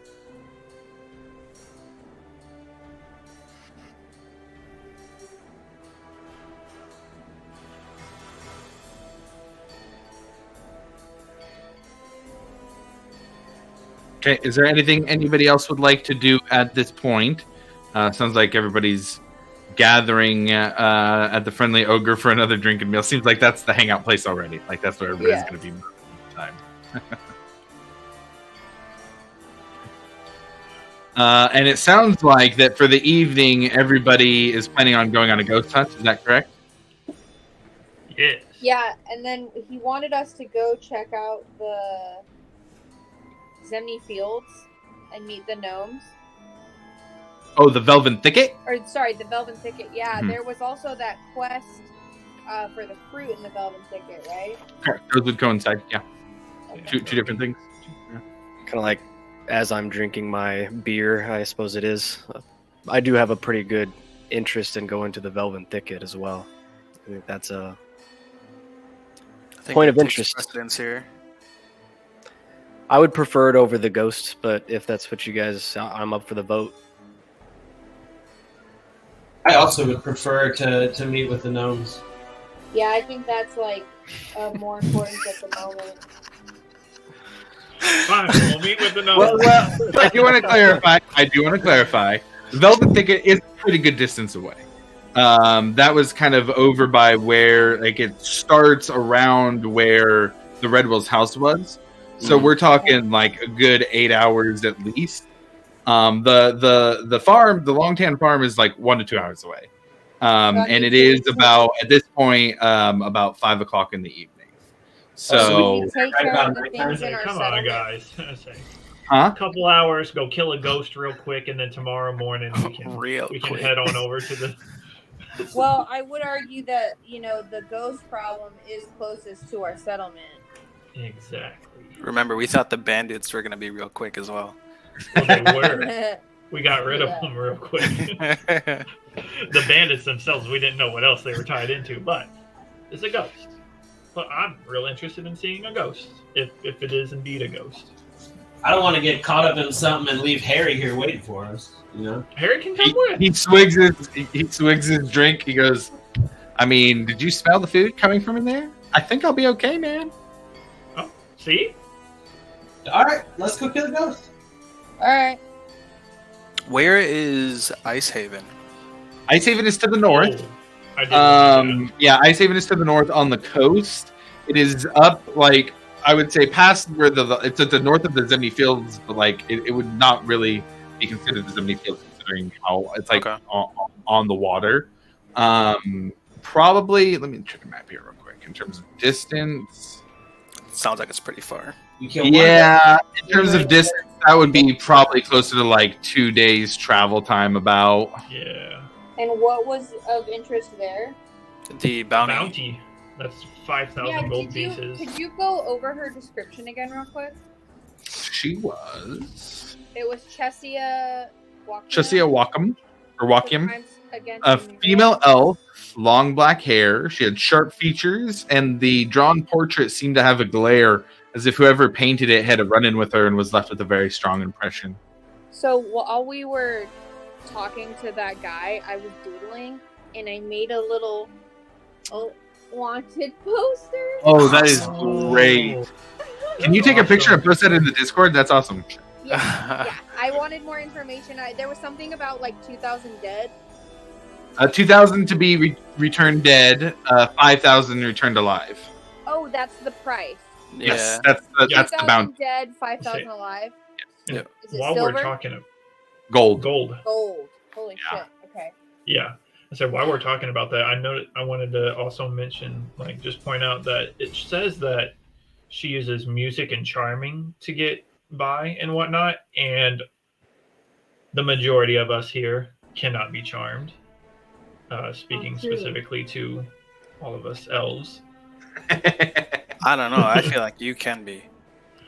Now, not maybe in certain ways, but I can. When it depends, we'll see. You never know the whole story. What if she's wrongly Then we accused? show up and she's like super fit, and you're like, oh, yep, I'm done. Listen, all I'm gonna say is we don't go in guns blazing. All I'm saying is we take a pause at first and then decide, because we tend to go in just guns blazing every time we show up somewhere. Yeah, everything's an ambush. Say So we can tie our group name to something like that. Write that down. Something. hit and run. Well, with that, then we will do a little fast forward to maybe 8 or 9. Or I guess, what time would you guys want to go to the farm? Do you want to like roll up at night, or go leave now and talk to them a little bit before dark, or what would you like to do in that sense? Yeah, I mean, Yeah, I feel I'd like like to a get ghost isn't Some like information. rolling. Yeah, I'd around like to in get broad more daylight. information from the long tans before we start hunting a ghost. Okay, got it. All right. Well, let's do this then. We're getting pretty close to the mid time anyway, so let's take a little break now. It's 2:56. We'll come back at 3:11 Pacific, and then we'll go on a ghost hunt. All right. Cool.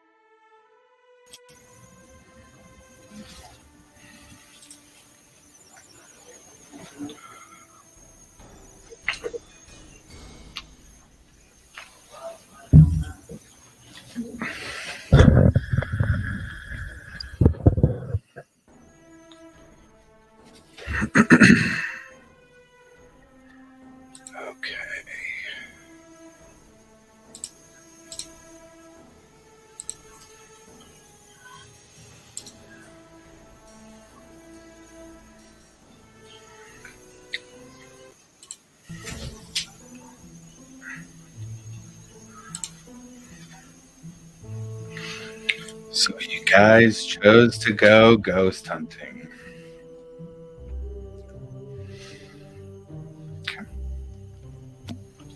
Why you got to say it like that? All this important stuff going on, and you chose the ghosts. Exactly. Give us a break from all the politics and him like that. Oh, for sure. No, I'm not saying that is a bad thing at all. Just, Stop! You're scaring me. As a DM, you never know which way the players are going to go, Yeah.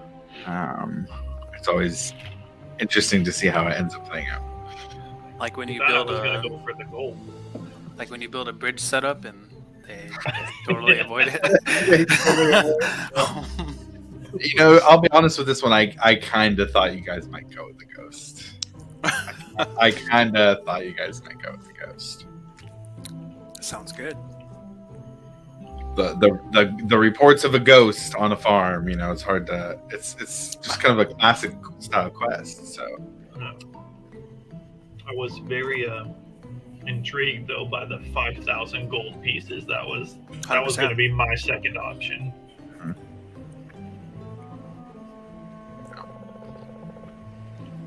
I Find a coin. I have a quick question. Yes. For the bounty, was that crimes against? That was working with the Myriad, right? Crimes against the crown, working with the Myriad, Oh, okay. to be turned into Starosta Zula Sour, which I guess with everything you guys have heard is kind of an interesting contradiction. Yeah. Turned into Sorosa? Starosta Zula Sour of Eurosta. Who's supposedly working with the Myriad. Exactly. Yeah. Sorosa of Erosa. Erosa. Yrossa, a small village town near where you guys are. Probably the closest town, I think. Okay, everybody good to hop back in? Keep moving? Yep. Okay. So how are you guys getting there? You just hoofing it, or taking the cart and horses, or what's your method of travel here? It's not a super long trip, so either way, it's not going to cost you too much to eat to not go if you want to take them. I would think take the cart and the horses. Yeah, me too. I got it. I was going to say if we don't take the cart and the horses, where's Brett going to sleep if we have to make camp?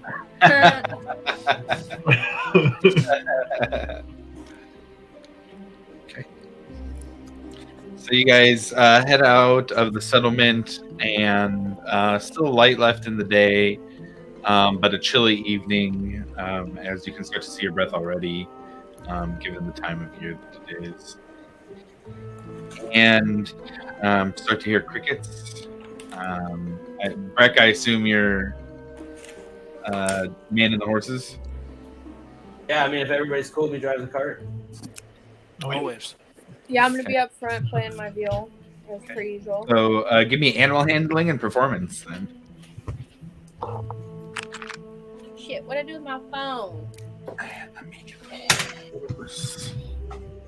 Shit. This one's a 12. I seem to have misplaced my cellular device. 12 for the animal handling? Yeah. Okay. So it's a mostly good ride. A 12 is pretty good. You don't get any speed, bonuses or anything, but you don't break a wheel either. And the horses are getting used to you, and you're giving them directions from the driver's seat now that it's been a little bit. And what was the performance check? 12. 12? Also 12. Interesting. You play a nice tune. It is, probably something you heard recently, not something you're super familiar with. You get a nice little tune out. Everybody gets a nice little toe tapper to enjoy while you guys head out there. Anybody doing anything else on the way?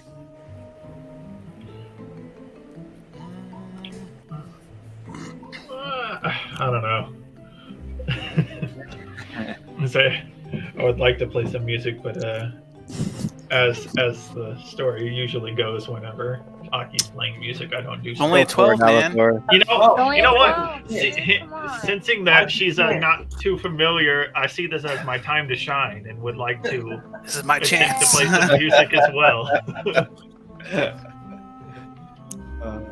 All right, come on. Where are? Oh, there it is. Let's go. 18. 18. Okay. Woo! Finally, I beat her in a music roll. You do know the song, and you pick up and kind of start filling in the gaps for some of the chords she was missing and little riffs here and there. And you pick up, and you guys start playing together, and it's nice. It's really pleasant. You guys all feel relaxed, and have a nice trip out there as we're all kind of wondering what's gonna happen here at this farm. What are we doing? Going to this odd report of a ghost on a farm. Anybody doing anything else? I feel like I'm just like kind of laid out in the back of the wagon, just kind of mumbling potential names to myself for the group. Okay, just go cycling through. Okay. Yeah. What are some of the options you're saying? Let's see, the wardens, the stewards, Bastions watch, stuff like that. I know it's Game of Thronesy, but Bastions Watch sounds kind of cool. Like the So Night's that's- Watch. I would say, Night's that's Watch, the one I yeah. like so far. Isn't that also Star Wars? Death's Watch? Yeah, that's true. Yeah, definitely. Talk about the Mandalorians, right? Yeah. Yeah. Mandalorians. I kind of like Bastions. Look, Star Wars has done everything, so you can point to anything. Yes. Yeah. Star Wars is I like not that. everything you said. Star Wars has done everything. Done everything. Oh, I thought you said it's not everything. Yeah, I kind of like Bastions Watch. What do you guys think? I don't mind Bastions Watch. It sounds like what we would be doing. Better catch the it. We most do part. watch over Bastion. That's exactly it. Straight to the I point. hate it. Oh, Kidding. Well, because our settlement's name is Hope's Bastion, right? Yeah. Seems like it's a lot to put in the name, though. so the settlement's the Bastion for Hope, and we watch over that Bastion. Think of it that Makes way. sense. You know, it also just to input, I guess. Yeah, of course. It also matches because the people who work for the Amber Council are the Amber Watch. Yes. So seeing the Bastions Watch would kind of play off that a little bit. I like it. That makes it Dig even it. better. I do like Bastion's Watch, but what if it was like Bastion's Keepers? Or like Keepers Keepers of of Bastion. Bastion. I don't know. Just like spitballing here, guys. No, it's good. We're going to doing all this right in the cart as we're taking our time out there. We're gonna figure it out right now. I like my Star Wars references. Traveling. Tired I'm on of traveling Ruby saying conversations. things. Yeah, her little passive aggressiveness is really starting to piss me off. What? Luminu's being real Wish passive I could aggressive put a because we haven't name come on with a this name. letter I'm sending. Yeah. Luminu, I swear. I'm in favor of Bastion's Watch. I think that's pretty cool, especially since you brought up the What whole about Amber Watch thing. Bastion's Bastards? Oh, that was Bastards brought of up last. Bastion. It has a nice ring to it. It does, but I don't think that'll fare well when we're trying to make political deals. I'm gonna throw my my vote into Varric's hat. I think on this one for the Bastion's Watch. I like that. I like it too. Breck, how you feeling? I think Bastion's Watch sounds good. we just come up with a group Did we name just- finally? yeah. Do we get matching uniforms? Did we just become best friends? Turn the cart around me. Well, at least we'll have some great news for Lumini and her passive aggressiveness whenever we get back. If a ghost Be like, doesn't kill us first. God. Hey, it will be all right. It's a ghost. Speaking We of can that, make it. as Bastion's watch continues on the short trip to the Longtan farm, you guys see in the distance just a very modest fence, almost just kind of setting a border rather than keeping anything in or out besides just simple farm animals. But long lines of cabbage, and a modest farmhouse, probably about 300 feet away. There's some torches lit out front, and you see candlelight coming from inside as well. And beyond that, you can see different fields. Looks like they have stuff over there that's planted in the ground. You can't tell but from this distance. And some storehouses, little spot for some livestock. If you're closer, you might be able to see what's in there. But from here, you can just see that there's some general farm buildings. Kind of those everyday farm buildings that you see all the time. And the farmhouse is the easy path. But you guys stand in front of the Long Tan farm. We made it, boys and ladies. I knock on the door.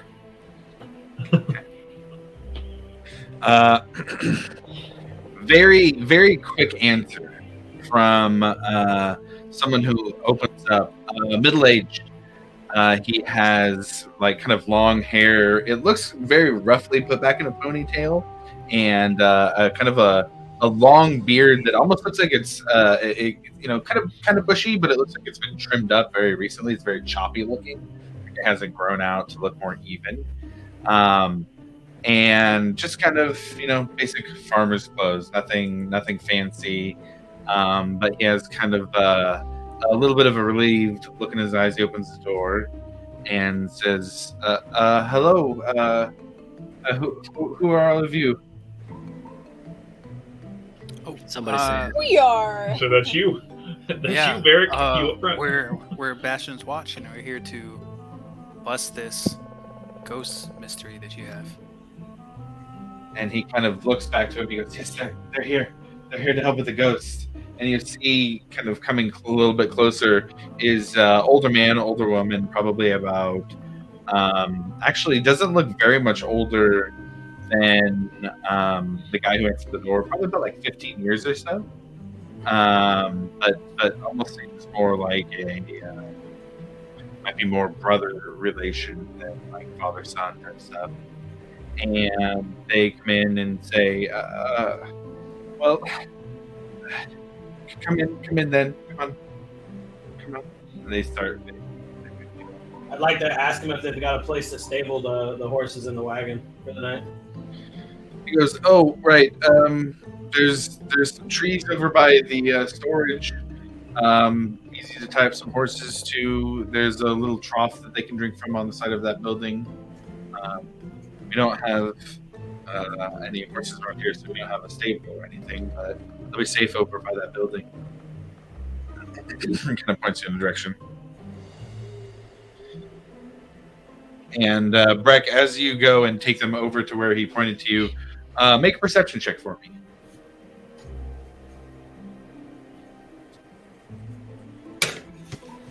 I got a 1 minus 1. 1 minus 1. The fog settles in. It's just a very creepy fog for the evening. You're just kind of like, wait, how did this happen? This creepy fog right as we get to the ghost farm. But as it happens, you get the horses tied up and just heading back to the farmhouse.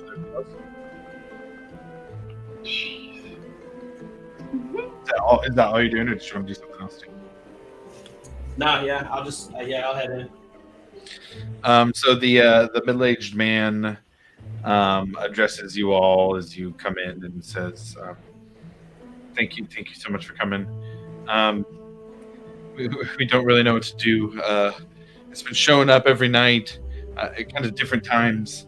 But and you look, and he's just like pale white, kind of like clammy and sweaty. And so he kind of looks over to the older man and he says, "My son had an experience the other night that left him,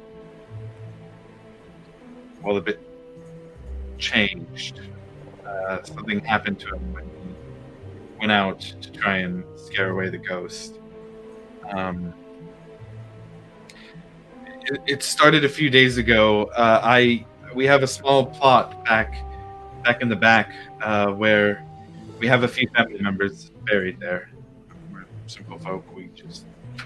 We have some markers for them, and I was out paying my respects 5 days ago, and after about 10-15 minutes, I looked up, and I know this is going to sound silly, but I saw a black cat just staring at me. And, well, I didn't do anything at first, and I just kind of went back to praying, offering my respect, and maybe 20 more minutes, and it was still just staring at me. And so I got up and I went inside.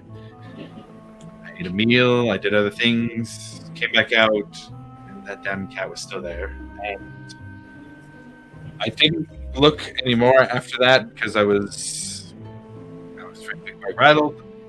But that night was when it first showed up, and 10 minutes ever since.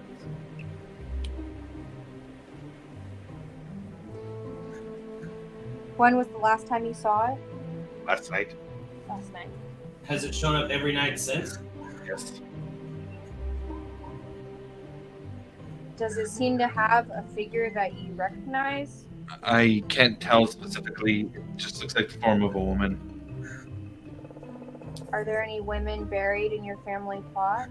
There are, yes. My mother and my aunt.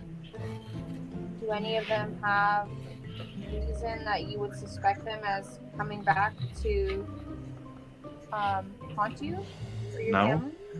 No, they've been gone for some time. I don't know if that has anything to do with them. It is in that proximity, though. Okay. I was just wondering if there's any bad blood between anyone who was your family and anyone who's buried there. No, I love my family. I love my mother. My aunt I didn't like very much, but it wasn't like come back from the dead. It Right, wasn't like sure. that kind of bad blood. Sure. Is it pretty regular as far as like time and everything? It's been a little bit varying. I haven't kept exact track, but sometimes a little later, sometimes a little earlier. Always after dark.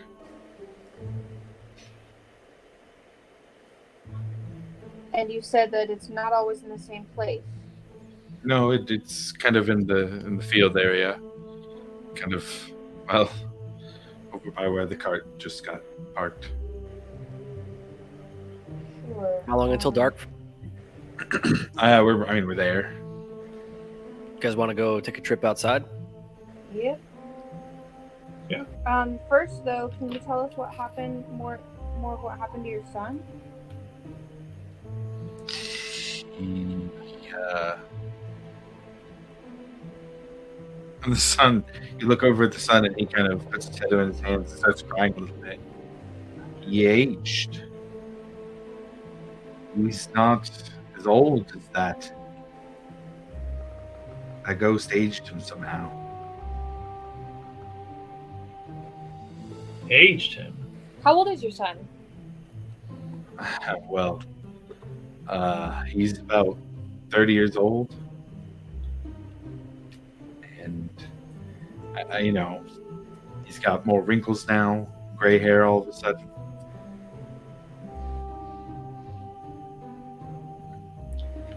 He just looks nervous. Because there's these lights kind of float around her too. We didn't even try approaching those.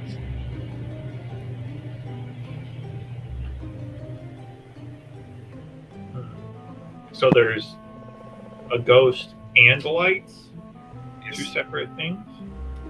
Yes, but they're always floating around her. Oh, okay. I don't know if she summons them, or if they're part of her, or if there's something else. Does she make any sounds that you can recall or that you may have heard? No. She makes a shriek. That's the son who's saying that. Because she had this terrible, terrible appearance. Just this shriek. I'm thinking perhaps, and I lean to over to the guys, and I'm like, I think perhaps this may not be a ghost, but a banshee we're dealing with. Oh, fuck. But can a banshee age somebody? Because I'm talking to her as well.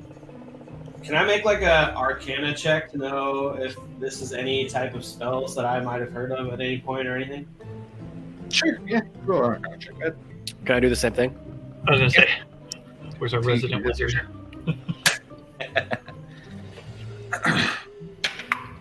I got a 9. 18. Okay. Breck, I mean, you know of necromancy, philosophically speaking, kind of, you know it's a thing, you're a paladin. You train to fight against it, but not necessarily all the nuances of it. Milo, you've delved a little deeper. Summoning a ghost with a necromancy spell is well within, an ability of something. They do exist naturally as well. You're kind of summoning something that also has a real life version of it that doesn't have to be summoned. So whether or not it is magically something, you'd have to investigate more to see if that's what's going on, or if that's the case at all with what they're saying. Yeah, it seems like we probably have to see it first. Could I perhaps do a history check or a Arcana check as well? Since I would say you thinking it might be a could do. banshee. I would say you could do a history check. Okay. That's a 12 plus 2, so 14. 12 plus 2, 14. You've heard of weird accounts of both. The banshee has the scream thing. This one kind of the sun went really pale when he was talking about its appearance and how it looked.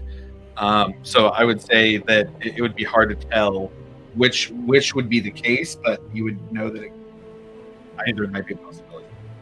Okay. Ghost or banshee. I think the best way to figure this out is to head outside, everyone. Let's go see if we can find us a ghost. I agree. After you, Alivor. Yeah, you can be the bait. Oh, I turn to the Oh. guy and ask him, please keep, stay inside, and we'll go investigate. With a shaky voice, we'll be closing our doors. We'll be locking them. rip on if we have to retreat to the house. We should have a safe word. Roll persuasion check Why is that persuasion? to see if he would agree to do that. Okay, He not wants arguing, to- not he just wants to arguing. lock up. Alright, persuasion. That's an 18 plus 6. Okay, 24. Yeah. Sure. What's the word? You say the word and we'll open up. Sunja. Sunja. Got it. Sunja. Because she's with us, right? No. Oh, fuck. Sunja, got it. Well, if we hear Sunja, we'll let you in. Closes the door behind you guys, and you walk out, and I can show you what it looks like. You guys want Oh yeah. Yeah, let's do it. do a little Yeah. walk around the area and see how it looks.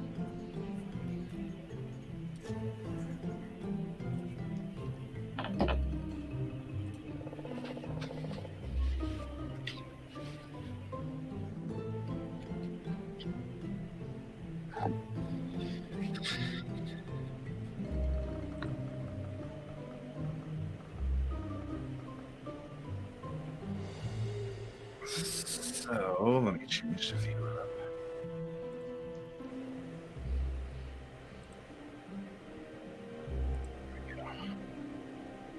So pretty simple building. The horses are tied up with the cart over here. You've got just a little kind of storage shed there with some empty crates and sacks in front of it. Kind of typical basic farm stuff. You see over here is the area where there's some gravestones where some of the family members are buried. And this is, got a couple little light trees, but it's just kind of a simple little area in the on the property of the Longtown farm.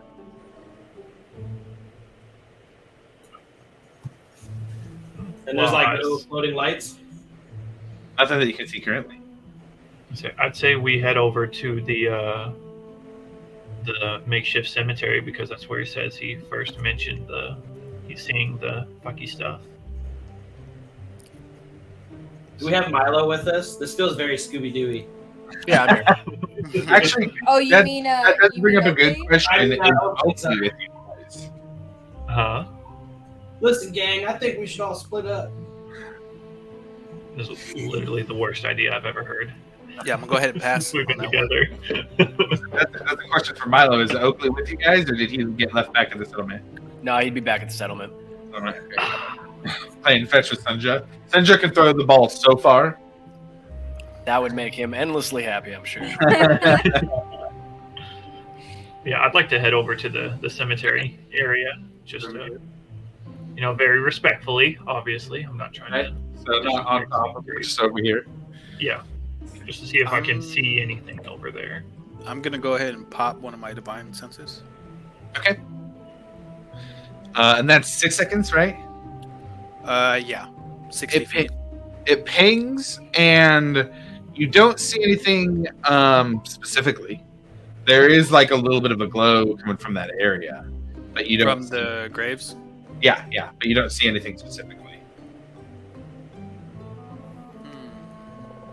Well, something's over there. Elvor, why don't you go check it out? Boy, I'm already over here.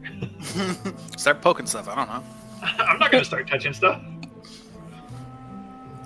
But yeah, I'm definitely getting a ping over there. Was it in the ground? Are you seeing things in the ground? Just kind of like a light glow, just really over the top of that whole area. Oh, okay. Just a light, just not like a, not like there. Hey, there's something specific here, just like a glow, like almost like the trace of it. You don't see any black cats running around? Roll a perception check. Cats is my worst one. I'm so awful at perception, guys. Holy shit, I got an 18. 18. Woo! Oh, I gotta go get that. Hold on a second. Do I see anything? Hold on. I was setting up this map on break and moved my dice tray.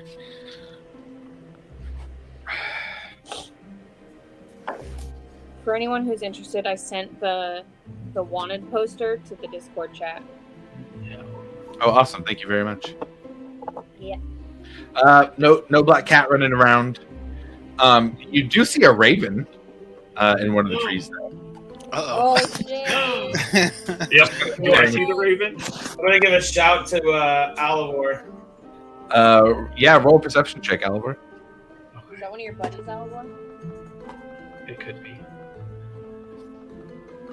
Oh, I'm not seeing shit. I got a 5. 5? Yeah. You look and you're like, what? What are you talking about? Is the raven just like sitting there? Oh, by the time you look back, it's gone. Oh, damn. Oh, it's already gone. Yeah, it's gone. But, Breck, you saw it squarely. Where was it? I would say it was at the top of this tree over here. Oh, man. I'd like to make my way over to that tree. Did he let that know?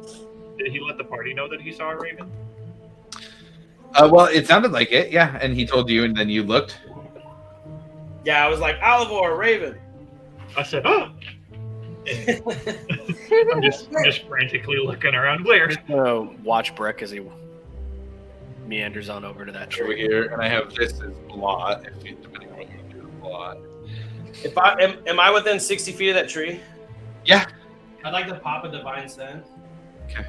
As you do, what you see is like a undead glow like rising up from the ground. Like you pop it right in the perfect time to see this womanly figure rising up directly in front of you, with just this yellow purple. It's like a mix of your divine sense and her actual kind of glow coming off of her, this emanation coming off of her. And you look, and it's almost this flicker in her face of being a face, but a skull almost at the same time. And she looks at you and kind of, you see this twisted look as she reaches her hand out, kind of twirling her fingers, like beckoning you forward. And I think it's time for everybody to roll initiative. Oh, Breck, you found her. Hey. Breck found her. Oh, good. It has been too long. I'm rolling a d20 for initiative, Bert, right? D20 for initiative, correct. Okay, sorry. All right. Alivor got a 9. Oh, so did I. Oh God, why are our We are initiatives so doo-doo. bad? You guys are just the worst at initiative. We're gonna be the Slow Boys is our new name. Slow boys. If you roll initiative through D&D Beyond, it automatically puts you into my initiative. Oh, Track. shit. Oh wow. What happens this if we're really already friendly? rolling good? If you already did that, fine. I can manually enter it. So not a Oh, big do deal. you want us to roll with D&D and Beyond? No, just making a comment. Like, oh, that's a cool. Oh, that's cool. No That is big deal. cool.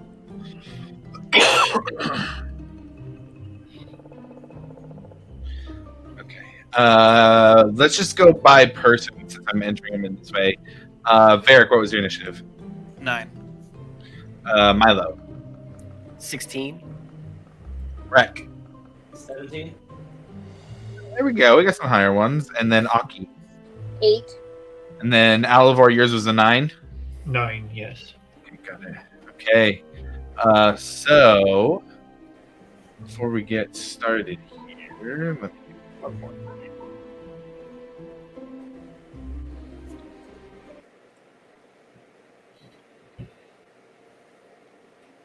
Yeah, there we go. Okay. All right, so Breck, you are up first, facing down this ghostly figure of a woman. What would you like to do? I would like to cast Divine Favor on myself. Okay. And what was the effect of that? Your prayer empowers you with divine radiance until the spell ends. Your weapon attacks deal an extra 1d4 radiant damage on hit. Oh, nice. Okay.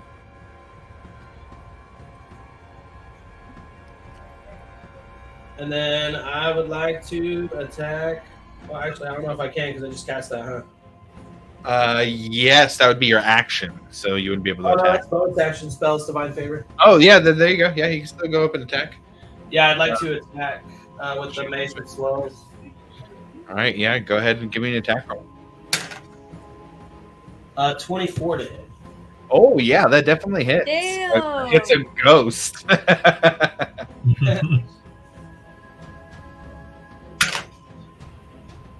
So that's 5 points of bludgeoning plus the extra radiant damage, which is 2 radiant damage, and then I'd like to add a divine smite to that. Okay, go ahead and roll up some divine smite on top of that.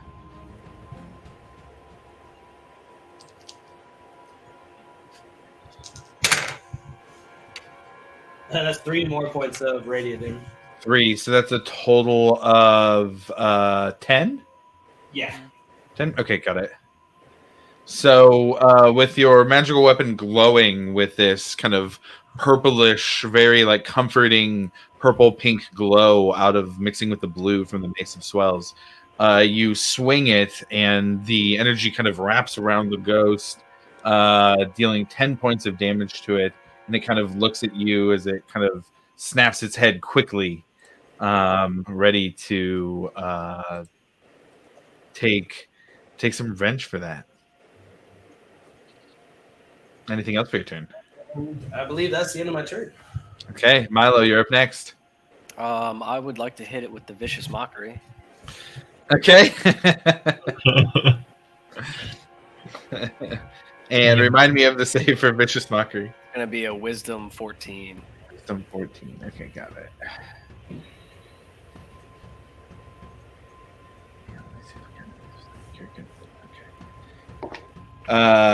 So that is going to be a 18 total, so she makes Nice. a save. Okay. And then I am going to back up towards Varric. Back up towards Varric. So Far side of Varric. I like, yeah, the... 30. That's about as far as you could get with 30. Did we roll blot initiative? Yeah, what was blot? We did not. Nice call. We I'd say roll we what always now? tend to forget blot. I believe Oh, that's blot. 4. So I think that's at the very end, right? Yeah, that's the very end. That's below everybody else. So he'll just go at the after Aki. Okay, anything else for your turn, Milo? It's a 5. I don't think it matters, but 5, I okay. think that's... Actually, can I use I'm going to use my bonus action to dash back even farther. Okay. So we got another. Just to get behind Varric and like kind of towards those boxes, I guess. 30 there. Yeah, that should be fine. That's good. Okay, got it. And All that's right. turn, yeah. All right. So the will-o'-the-wisps are gonna go next. I was wondering what those things you put next to me. That's the light. Oh my god, Doy. So the first one is gonna go up, and it's gonna fly through the air, kind of give a little spin. 10, 15, 20, 25, 30, up to Varric, and is going to kind of extend a bit of static coming from the will-o'-the-wisp as it will make its shock attack.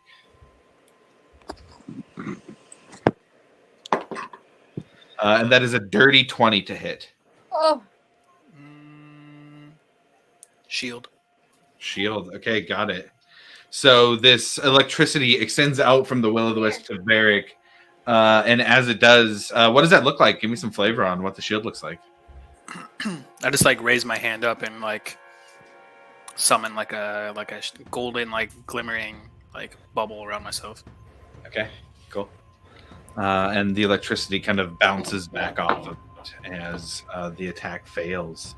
The second one is going to go. That one's going to move up to Alavar and make the same attack. The static electricity building around it. And that one is a natural 1 against Alavar. So it goes. Thank you. But doesn't seem to be able to gather the electricity to make a shock that is potent enough to get to him. It is going to be the ghost's turn next. And as it is in front of Breck, it is going to rise up about 10 feet in the air, kind of extend its arms outwards, and give off this like pale green glow as everybody kind of sees it, and the image of her just assaults your brains. It just gives you this image of something that is truly horrific. I need everybody to make a wisdom saving throw.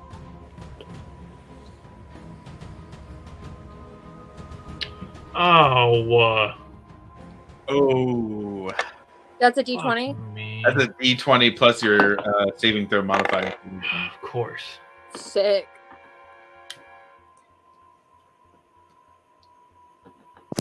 I got 18. 18. Okay. Same. Yep. You Same. saw mine. Okay. What about Breck and Aki? I got a 6. 5 and 6. Oh boy. Okay. So, Milo and Varric kind of see it and are able to look away and shake it off.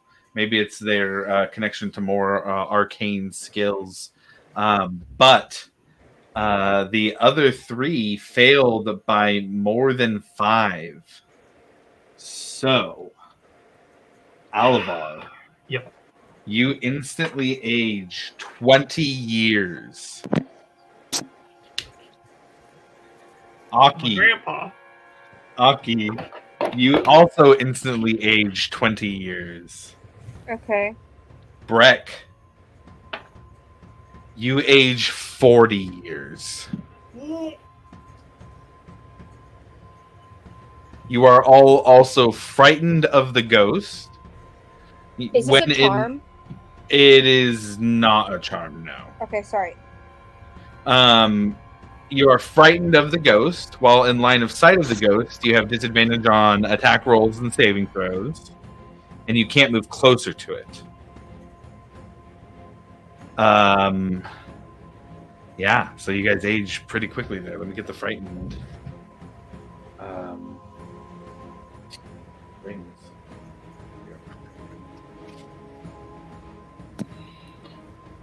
So that got pretty real pretty quick. Yeah, it did.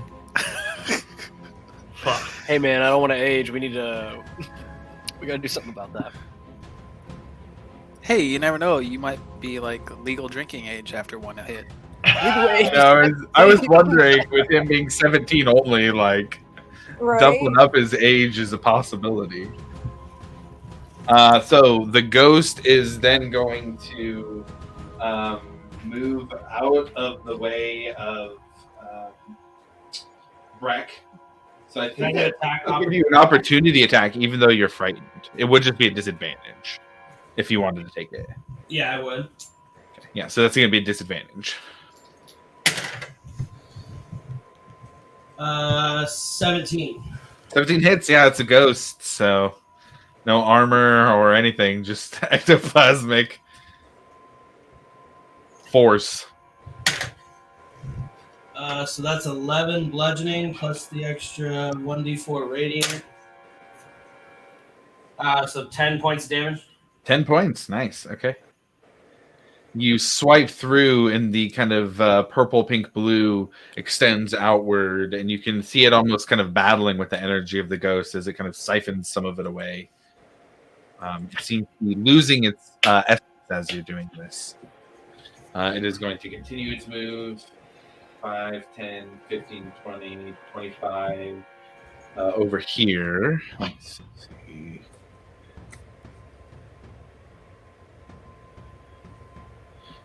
And then go another 10. And that is going to be the end of its turn. Alavar, you are up next. Varric, you're on deck. All right. So I can't move closer to the ghost, right? Correct. And how far away am I from Breck? From Breck, you are 5, 10, 15, 20, 25, 30, 35, 40, 45, 50. Shit. All right. Can I move? God, that's gonna encourage a opportunity attack if I move away from that wisp, isn't it? It would, yes. We're still gonna do it. I want to move kind of back around Aki to where I can get within both 20 feet of both Aki and Breck.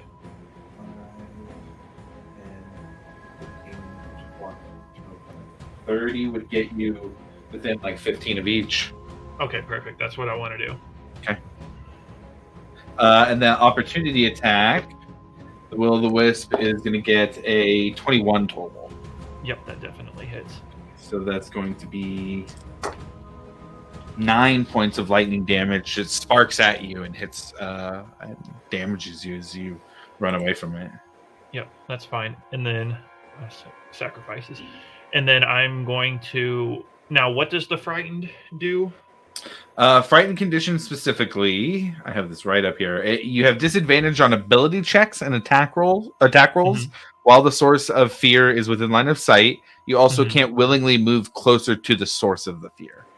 Okay. All right, so now that I'm within 20 feet of both Aki and Brick, I'm going to cast my second level spell, Calm Emotions. Okay.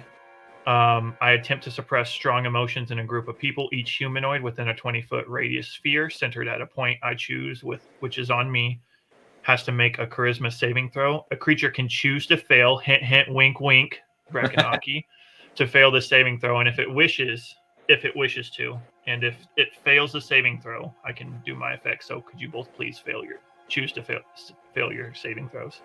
Hell I'm gonna yeah. fail that saving throw. All right, Hell and then I choose to suppress any effect causing these targets to be charmed or frightened Oh wow, nice. for the Okay, next yeah. for the next minute. So you guys are no longer frightened. You guys feel the fear lifting. As what does that look like, Alvar, for your casting? So as I'm just absolutely petrified, I just run to them and fucking. I run into the middle to where I know it'll reach both of them, and I just kind of like, I don't know, it just kind of like a giant burst of energy wave just radiates out of me, and you see it both go just snake right towards both of them, and it kind of like dissolves the heavy cloud, I guess that would be looming over them. Yeah, absolutely. And you both remember the song that Alivor played before on the way, and in hearing that song play again, it just kind of calms you in this moment. Okay. Anything else for your turn? I think that's all I can do. So All right, I am done. Eric, you're next, and then Aki, you're on deck. I'm gonna cast Hunter's Mark on the wisp in front of me. Hunter's Mark on the wisp in front of you. Hunter's Mark is cast on the wisp in front of you. And then I'm gonna make a glaive attack. Okay. Yeah, go ahead and roll.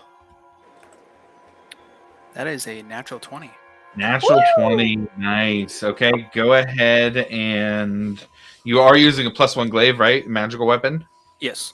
Okay, yeah, then go ahead and roll your damage. Let me know what it looks like. Right, I'm just gonna do it on D&D Beyond.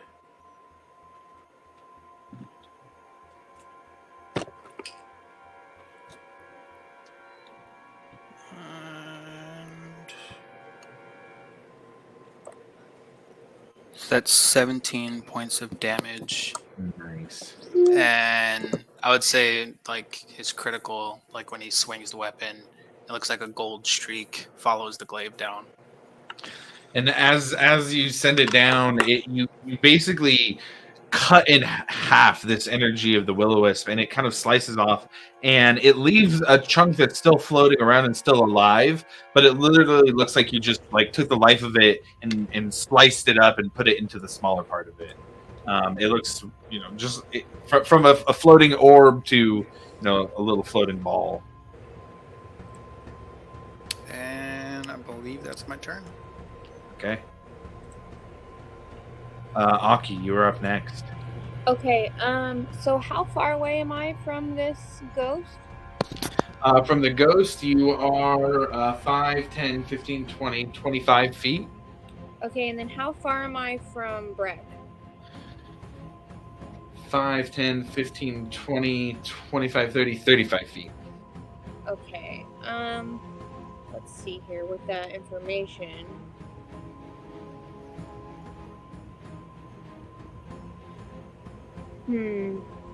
Okay, so I would like to play my Pipes of Haunting. Okay. To create an eerie spellbinding tune, each creature within 30 feet of you that hears you play must succeed on a DC 15 wisdom saving throw or become frightened of you for 1 minute. Okay. And then if I wish, which I do, all creatures in the area that aren't hostile towards me automatically succeed. Okay. I was afraid for a second. So let me see.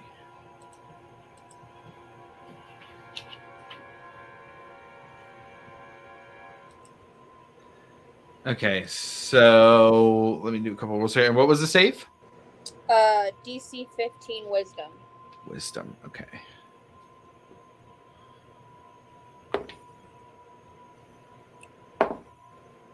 So both of the will-o-wisps fail. You see the ghost hear it, and she turns, and you almost feel this connection when she turns, as you feel almost this appreciation over the haunting tune that you played through these pipes of haunting, and you see that she is immune to the frightened condition. Sweet. Can I move closer to Breck? Yes, you can. Will You want to that move your take total me movement? will it give her opportunity of attack, or is it because I'm? Oh no, you're not close to her at all. Like you can Right, move okay. freely. Yeah, I would like to move then as close as I can to Breck and like behind him. 5, 10, 15. Like, I want to be near him. So you'd be within 5 feet right here. Okay. With 30 feet of movement. Okay. End my turn. Okay. What do we got for Blot? Honestly, I think he's fine where he is right now. Okay, just posting. Yeah.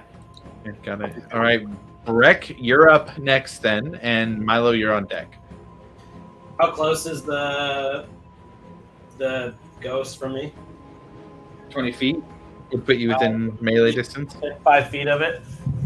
You're gonna do what? You want to move me within 5 feet of it? Within 5 feet? Yeah, sure. Right up on it. And then I'd like to attack again with the Mace of Swell. Okay, go ahead and roll. Oh man, that was an 11. The 11 is exactly what you needed. You just hit on the ghost. Damn. It's a ghost. It's no armor. I'd like to add Divine Smite to this one as well. Okay. So that's 11 points of bludgeoning. And 16 points of radiant damage. 16. Nice. You swipe through as the energy emanating from your mace continues to kind of absorb the energy of the ghost, leaving it looking less vibrant and not emanating as much of a glow anymore. It looks like its light is dimming quite a bit. Yeah, that'll be the end of my turn. That'll be it. All right, Milo, what are you doing next? I'd like to run around Varric and towards the more towards the middle of the action. Okay. And back towards the main part of the group. 5, 10, 15, 20, 25. That'd be 30 feet. All right, and right about there, I'd like to fire off a magic missile at all 3 of them. Just spread it out. Okay, nice. Yeah, go ahead and give me a damage roll and let me know which one is for each. We'll start with the witch, or not the witch, but the ghost. And Ghost, then okay. Move right from there. Yeah. Okay.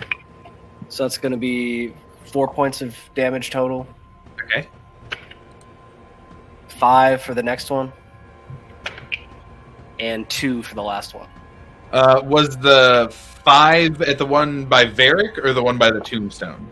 No, reverse that. So it'd be the one next to the tombstone. Tombstone and then Varric. Okay, got it. Okay, 2 points of damage to the one with Varric's next to. Okay, got it. And then I'm going to use my bonus action to dash closer to where Alivor and Aki are standing. Okay. Pretty much where Blot is. In that direction, yeah.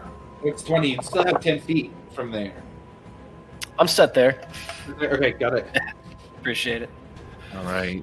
So it is the Will-O-Wisp's turn next. The one in front of Varric is going to go. He is frightened of Aki, so he's going to get disadvantage on the attack, but he is going to try and do the shock attack against Varric. With little light left from the attack Varric did against it. Natural 1 with disadvantage, 1 out of 6. So that is going to miss. The second one is going to go. It cannot move closer to Aki, though. So it really can't do all that much. So,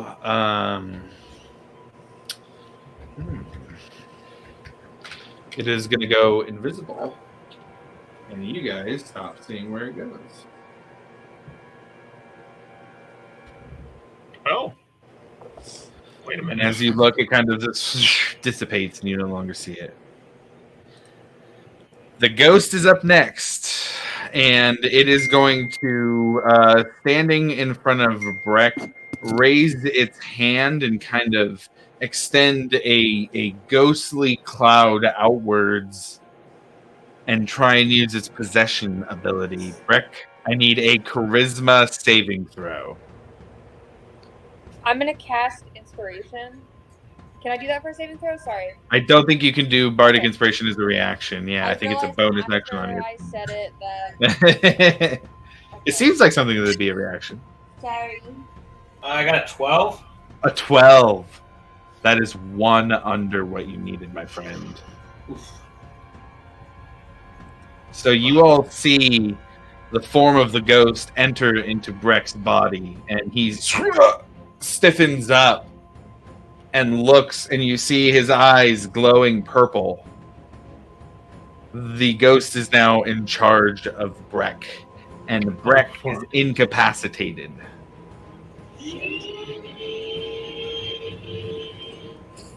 Alvar, you are up next.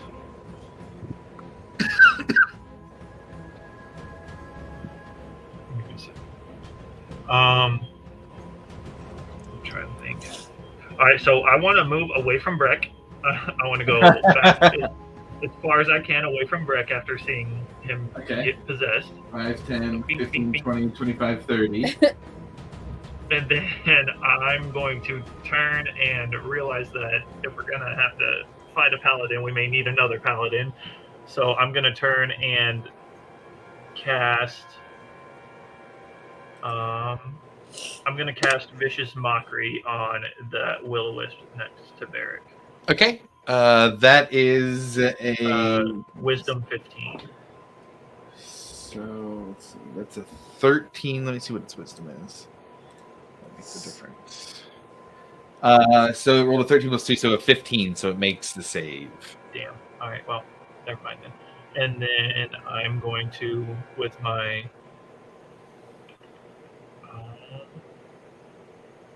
do I have a bonus action still?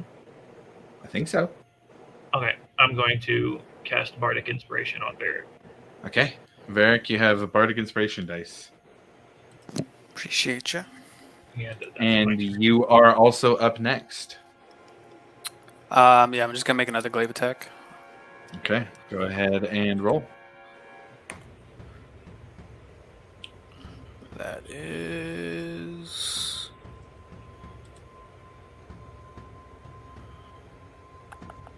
As a 10. A 10. A 10 does not hit. It dodges out of the way of the glaive as you swing it downwards again. I can use my Bardic Inspiration on attack rolls? I think so, yeah. Does it say that, Keller? I don't see why that would be excluded. Let's see. Yeah, I don't... Where the hell?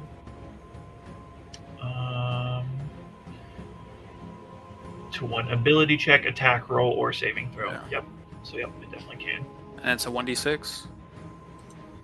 Yes. That is a 5 on the 1d6. 5, so 15 total? Yes. Does not hit. Oh, wow. Will-O-the-Wisp dodges out of the way. That is my turn then. Okay. Aki, you are up next. Okay, I would like to cast my 3rd level spell slot of Thunderwave at Breck. At Breck, okay. So Breck, go ahead and wait. Let me see how this works real quick. This is a little tricky with the possession. He's got to make a Constitution saving throw.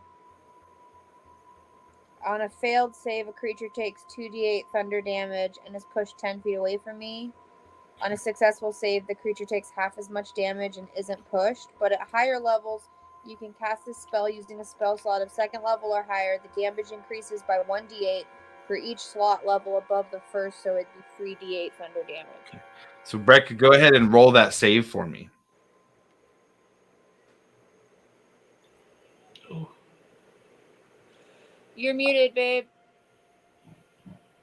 6. A 6. He fails. How much damage is that going to be? Okay, so I said 3d8, right? Mm-hmm.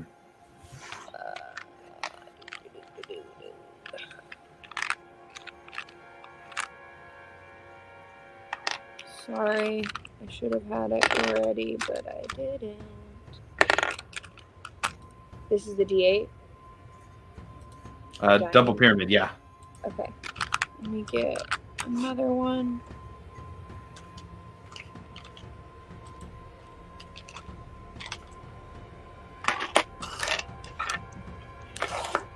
Oh no.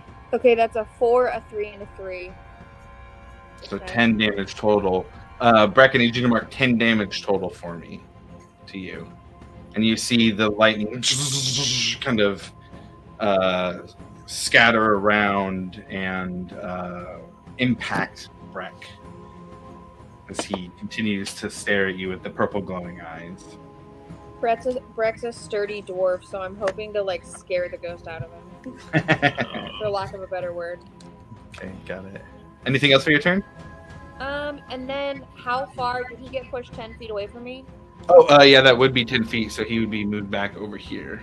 If I push him out of range, do I get opportunity of attack? No, not on force movement. Okay. I would like to. How far is Varric from me right now? He's a pretty good amount of ways. Okay. 5, 10, 15, 20, 25, 30, 35, 40, 45. Okay, I would So within like 60. I would like to move. I think my movement's 30. 30 feet. I'd like to move 30 feet towards Varric. 30 feet. They're like there, or do you want to go that one? That's fine right there. Okay, got it. Okay, anything else? That is it. Okay, what about for Blot? We're gonna move Blot towards Breck, actually.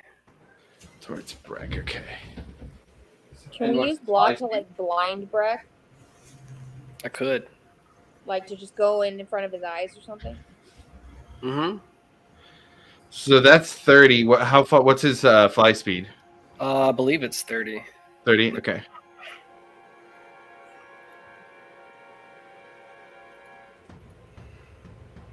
Yeah, 30 feet. 30 feet. Okay, got it.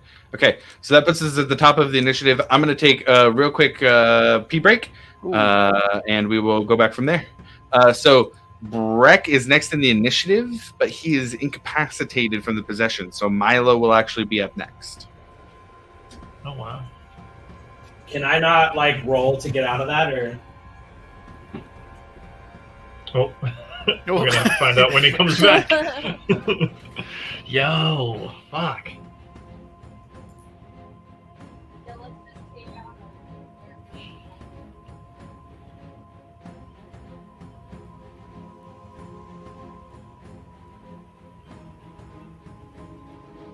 Yeah, I feel like you'd get to roll to end the effect. Yeah, because I'm not trying to like smack the shit out of Brack here. It's alright. I have something for it. I was gonna say, I was gonna like. And they were crispy on the outside but cold on the inside. Guys, I'm 97 years old. Holy shit! Oh, That's right. How long I can't. do dwarves live? Don't they live? They live a good. If Couple. we were to use like 5 points of the lay on hands, because I know that acts as lesser restoration, would that fix that? I think it says in there what it does. Let me see. Oh, Okay. Here we go. Josh, Yes, sir. Disease or poison only. can I roll out of being possessed? Let me check real quick. I'm checking the block here. And then my other question would be, would the 5 points of lay on hands that acts as lesser restoration give me my 40 years of life back? You're not sure. Okay.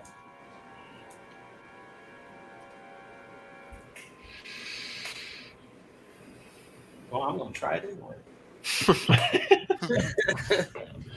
I mean, it makes sense. Did we both lose 40 years of life? No, I think everyone else, the The other two two were elves, I'm 20. pretty sure only lost 20, Yeah, which is like nothing to you guys. for an elf. Yeah. Well, I'm a half elf, so it's a little spicy for me. I just but- aged twice as much as I was when I woke up this morning. So Breck, unfortunately, you do not get a save at this point. That is not one of the ways to end the possession currently. Hmm. So unfortunately, it would go to Milo's turn next.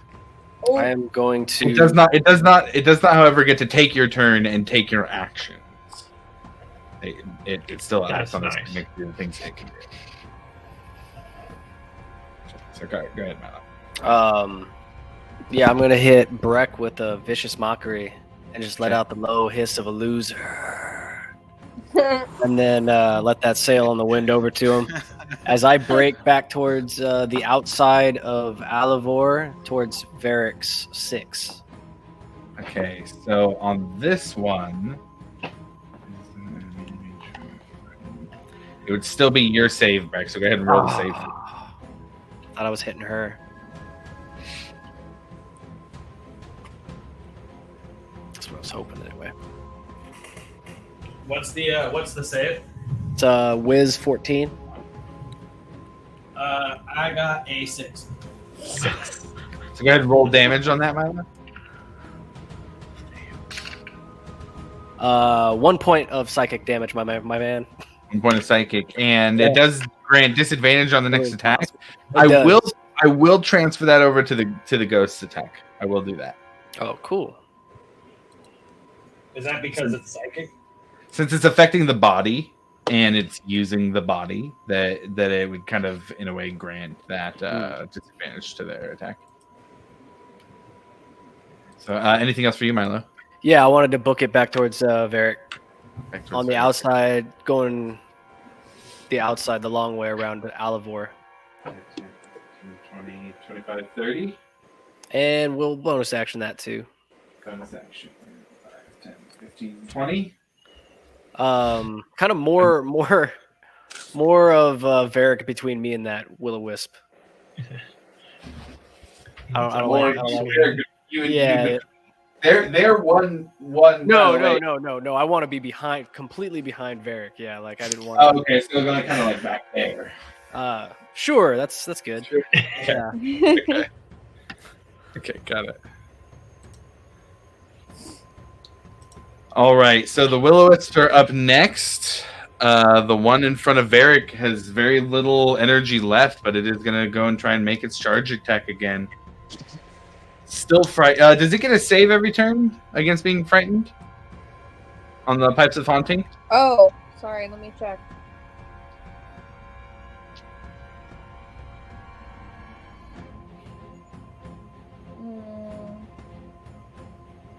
Come on.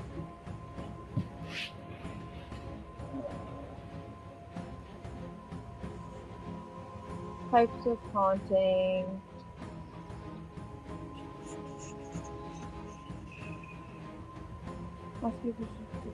I'll roll the attack roll in the meantime.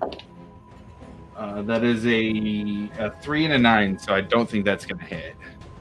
A creature that fails the saving throw can repeat it at the end of each of its turns, ending the effect on itself on a success. End of its turn. Okay, so, and then what was the save? Oh my god, come on. I think it was a DC 15, but let me 15? double Okay. check. It would have failed both times then, if that's Okay. the case. So it would stay frightened. It is So roll indeed a the 15. Wisdom. 15. Okay, got it. So I'm gonna roll for the other one. Actually, I'm gonna fail that first one. It is invisible. Okay. So that one's gonna go. All right. So it is the ghost's turn next, and it is going to move. It is actually going to. You see Breck's body lift up, floating off of the ground. And it's going to go 5, 10, 15, 20, 25, 30, 35, 40. Let's see.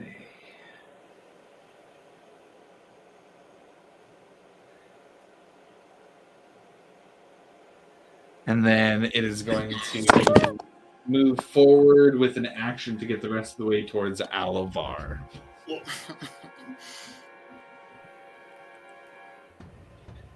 With that, Alavar, it is your turn. Oh, hey, Breck, buddy. Would you get out of my face, please? Oh, God. Your friend Breck with glowing purple eyes in front of you. Oh. I'm sorry, Brick. You're scaring me, though. I'm gonna... Oh, no. Alright, well, he kind of leaves me no choice. I'm gonna cast Dissonant Whispers at Brick. Okay, Breck, Tell him, go get ahead off and me, give me buddy. that save. Wisdom 15. You said wisdom? Yeah, Wisdom 15. I got a 4. Alright, I'm only casting it at first level, so... Alright, so it's gonna do 8 psychic damage. 8 psychic damage, okay? Yep, and he's got to move as far as his movement speed allows him away from me. All right, Brett, go ahead and mark that damage. Yep. I'm sorry. I say that as I after I cast it and he's moving away. Like, I'm sorry, Brick. Okay. Anything else for your turn? We're gonna throw another bardic inspiration over on Varric there. Okay, got it. Varric, you got another one. And it is your turn next. Yep, another glaive attack. Glaive. Yeah, go ahead and I gotta kill this thing, man. And please get rid of that. We need you over here. That's 21 to hit. 21 does hit, yeah. And with as much as it has left, just give me some flavor. How does it die? It was right there. I'm just gonna carve whatever is left in half and watch it fizzle away. It just kind of almost like you're cutting through fog, just kind of dissipates into the night air. Okay. Let's see. How far is Breck? Breck from you is 5, 10, 15, 20, 25, 30, 35. Would be what you needed to get next to him.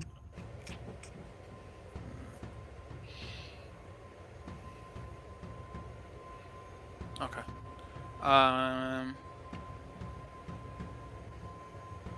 And the other one hasn't come back, right? The other wisp. No, you haven't seen it yet, huh? Okay. Still seems to be invisible. I will end my turn.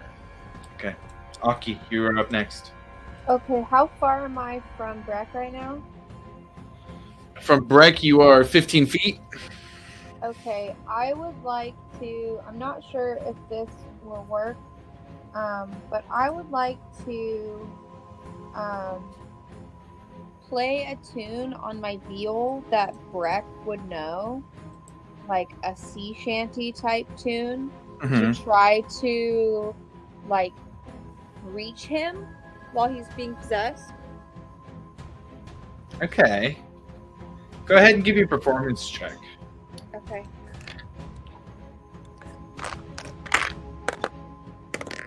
That's a 12 plus 8, so a dirty 20. A dirty 20. Okay.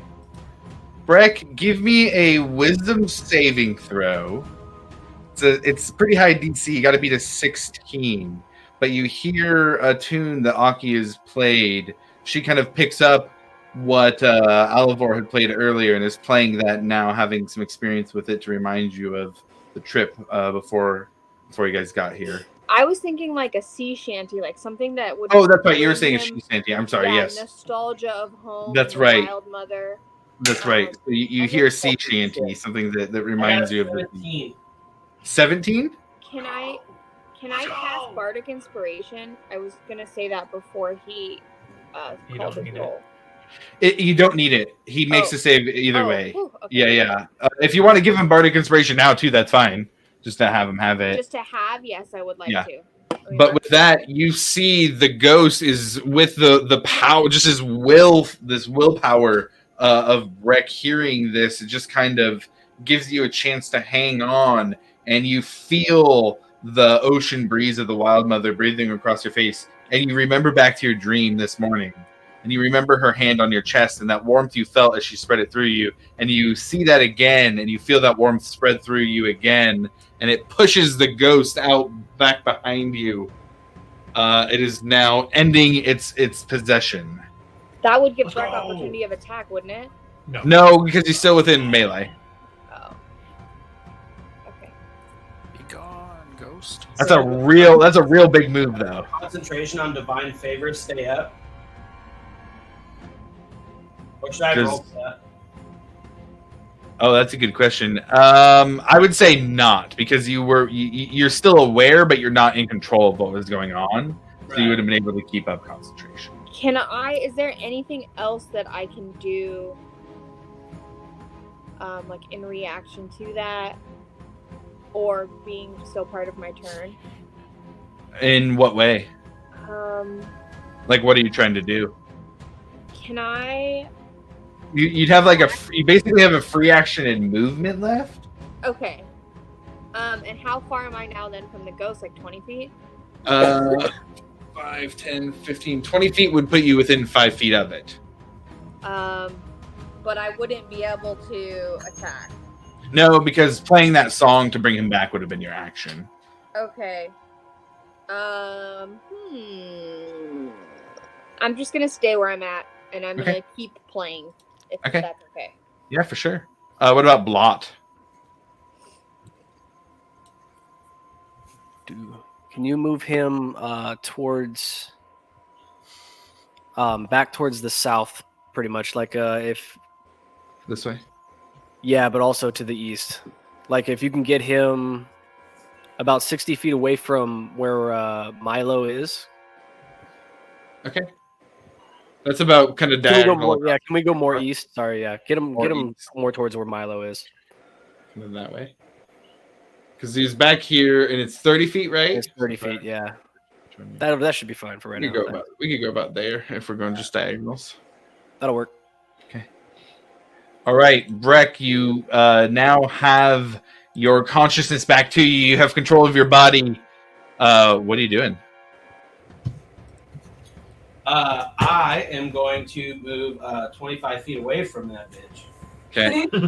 So as you do, that will invoke an opportunity attack. That's okay.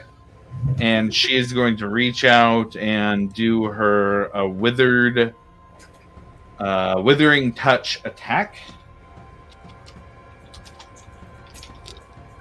Use my good dice here. That is a 24 total. A 24? Yeah, 24. Yes. Silvery barbs. Ooh. Okay. So it was a natural 19 before. It is a natural 16 plus 5, so it's a 21 total now, which I think doesn't hit, right? Yeah, 21 is my AC. Oh, it is your AC. Okay. So still going to hit with the Withering Barbs. You do get to give that advantage out, though. Yeah, I'm going to cast that advantage right back on Breck. Okay, got it. So, Breck, that is going to be 16 points of necrotic damage. As you run away, she kind of reaches out, and you feel the life force being pulled from you as you move away from her grasp. I have 1 point of health. Move towards me. Move towards me. Move me 25 feet away from it. Okay. So you were there, so 5, 10, 15, 20, 25, and that puts you within 5 of Alivor and Aki. I'm going to use 15 points of lay on hands on myself. Okay. Yeah.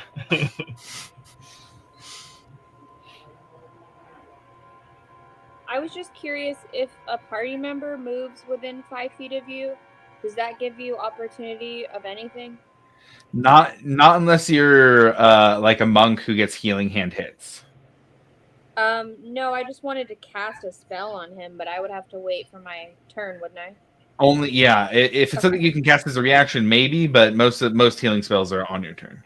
Okay. All right. Yeah. Thank you. Yeah, totally. Anything else for your turn, Breck? Nope. That's the end of my turn. Milo, you're up. That other will-o-wisp is gone, right? It's invisible. No. Yeah. Sorry, this one. Yes. That is dead. Yes, this one is gone. But the other one is invisible. That's right. And this was the last place you guys saw it.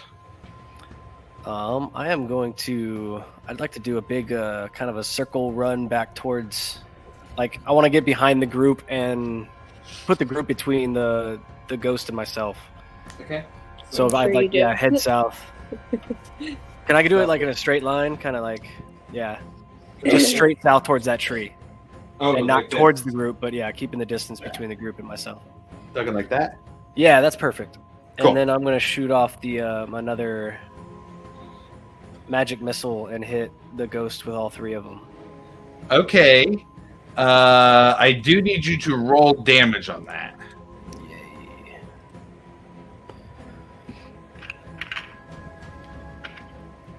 Two, 3, 7,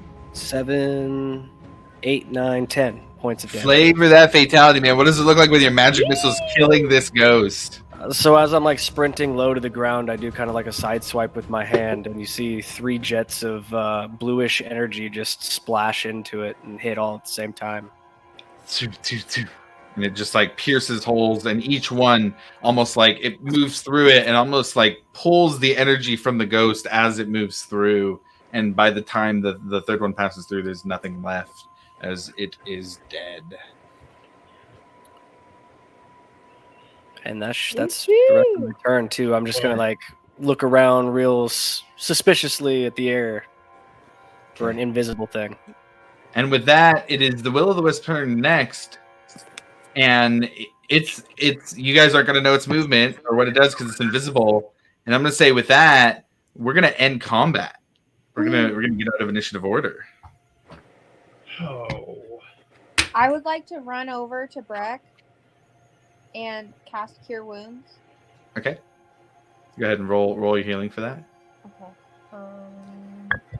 It's a creature you touch regains a number of hit points equal to 1d8 plus your spellcasting ability modifier. Okay. What does that mean? A 1d8 plus 4 It hit should points? say right after that, yeah, what that actually is. Okay, because at the top it says regain 1d8 plus 4 hit points. Okay. Yep, there you go. Where's my d8? 3 plus 4. 7. 3 plus 4, so 7. So Breck, you get another 7 points of healing from Aki's Cure Wounds.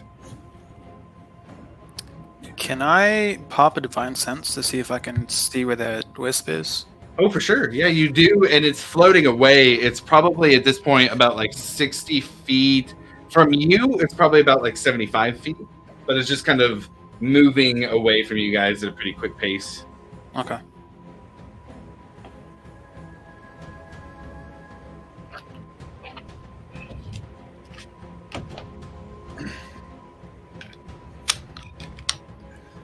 Y'all beat the shit out of me. Well, I'm listen, sorry. we We didn't were know what to trying do. to help. It's all right. Varric has Spare the Dying, so we got your back. Oh, he's upside down. Oh no. That didn't happen how it was supposed to. So I'd like to Hey use there. the last 5 points of my lay on hands on myself to see if it was like a disease that was put on me. You do, and you stay aged. Well, Am I no, but- aged too? Everybody who aged from the ghost still has the effect on them. I think I did age, right? Yeah, it was 20, 20, and 40. 20 years is like a blink of an eye. I think it was 20 for the 2 bards and 40 for Breck. I just like be like, well, thank God I've got elf blood in me. See, You look 'Cause that very would- distinguished, Brett. hi How Gramps. do you feel? You're muted. Sorry, What was that that? really loud for you You're kind guys. of cutting out in here. Oh, I was saying you're looking very distinguished, Breck. How do you feel? I feel like my shoulder hurts and didn't hurt this morning when I woke up. See, I forgot what age that makes me. I don't see where I wrote down my age. Yeah, plus 20 to whatever it says. I'm like 90 now. I mean, we wouldn't exactly know what age we are, right? We just were like, oh, No, not specifically. You just feel right. Yeah. That's something that you guys as players know, but that is so what we happened. got way longer, huh? Huh? So my beard got way longer, huh? Oh yeah, for sure. Does that mean I've got You got a majestic beard now. Ain't Salt even and crying pepper. about that. Oh man, my hair is gonna be long as fuck. It is no longer black. It's salt and pepper. No, I mean, dwarves live to like 350 years Dwarves old. still, yeah, dwarves do still live quite a so while. like a couple gray. So I mean, I'm like 97 now. Right. Okay. Starting to get lower back My hair is, issues. like, hella Yeah, I long. mean, I woke up this morning, felt great. Today, now I'm Buy a like, Subaru. my ankle feels weird. The knee's kind of weird. Yeah. My hair's like hella long now, though. I need a drink. Yeah, I say Do we we know if we're done? Huh? Like, well, we destroyed the ghosts, but did we actually? Is it just going to be back tomorrow night? Did we know, or is that it? I mean, it seems like. I guess roll an Arcana check for me. Can I give him advantage on that? Sure. Yeah. If you're helping, are you proficient? In Arcana? Yeah, Might be. it might be. No, I am not. 13. 13. Unless if I have advantage, am I getting help? How would you be helping with Arcana? I just was wondering, like, how much as a paladin I would know about, like, ghosts and. That's fair. You are. Yeah, that's fair. Yeah, I think go ahead and roll with advantage for that reason specifically. Yeah, I was gonna say, could I use like religion to help or anything? Yeah, I was gonna ask that. You are both paladins. Yeah. I got a 24 on the second one. Yeah, but seems through you guys kind of talk it out and like, oh yeah, ghost. You just kind of it's depleting one of all its energy like that. Kind of, it would have to, if it was there, it would have to have something bring it back. Okay, cool. Kind Yeah, of- I didn't want to have to come back out here again tomorrow night. To just be coming out here. Well, every if Tuesday that's to smell a if ghost. that's the case, what brought it here in the first place? Can I do That's an what I was investigation to see if we wondering. see any black cats running around? Sure. Yeah, go ahead and roll Oh, this. yeah. While he's looking for black And I would like cats, wanna to, find yeah, if look at the they're, like- area where he found it. Yeah. Because I don't know about Got you guys, 11 but for investigation on that. 11. Okay. Don't like sing I about understand the family was frightened and scared, but they seemed a little shifty to me. At least the son. I Yeah, wouldn't can I mind. search like the We area didn't where he really actually talk to found it? them. Sure. Yeah. Yeah. Go ahead and roll perception or investigation. Your choice. I'd like to go over and kind of just sit near the graves and do a ritual cast of detect magic. That is a dirty 20. Dirty 20. You find cat prints. Even 5 days, there hasn't been much rough weather passed through here. You do find some cat prints leaving, which he didn't say he saw the cat leave or anything. It was just he described seeing it stare at him the whole time. I would like to tell everybody else and follow those tracks. You follow 20, 30, 40 feet. How far do you want to follow? Till I stop or I don't see anymore. You keep following them another 80, 100 feet, and at 100 feet, they stop being cat tracks and start being humanoid tracks. Oh god. Fucking druids, man. And then they're gone after about another 15 feet. Okay. Well, I'd say we head back and we have a conversation that needs to happen. Yeah, I'm expecting some compensation. I aged 20 years. I need 20 years. I'm marching right up to the door. Yeah, like it's more than obviously it's not just a cat. Yeah. You don't just choose someone at random, you know. Yeah, probably but know something. Druid, Something's yeah, happening. druids just don't run around. Be like, oh, let me cast a ghost on these random farmers. Right. So you go knock on the door. They, what's the word? Oh my god. We were Sanja. alive. Sanja, Sanja. That's right. Oh, I thought he was saying like, "What's up?" And opens the door. Yeah, you created How did it go? I don't see anything out there. I saw a bright light coming from outside, though. Well, the ghost The is older, gone. older guy. Yeah. Well, the ghost is gone, but we need to have a conversation. If you guys, does anything weird happen here? Anything you're not telling us? Because it doesn't just show up for no reason. What do you want to know? I told you about the cat. That was the only thing I noticed. You said it was the older guy, right? Yeah, the oldest one who saw the cat. And the first time you saw this cat was 5 days ago? 5 days ago, yeah. What kind of things? What kind of things would be out of the ordinary? What kind of things are you?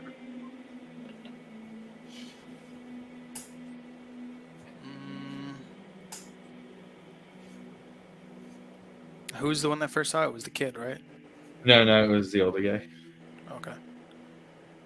But the kid was the one that was acting kind of weird? The kid's the one who got older, who's made older. Yeah, he got Okay. aged. He wasn't like a kid. He was the kid of the guy, but he's like Yeah. 30. Oh, okay. Yeah, it wasn't just a cat. We followed some tracks we found, and tracks turned into human footprints after a little bit. And they kind of look at each other, kind of have some hushed whispers between each other. What would do something like that?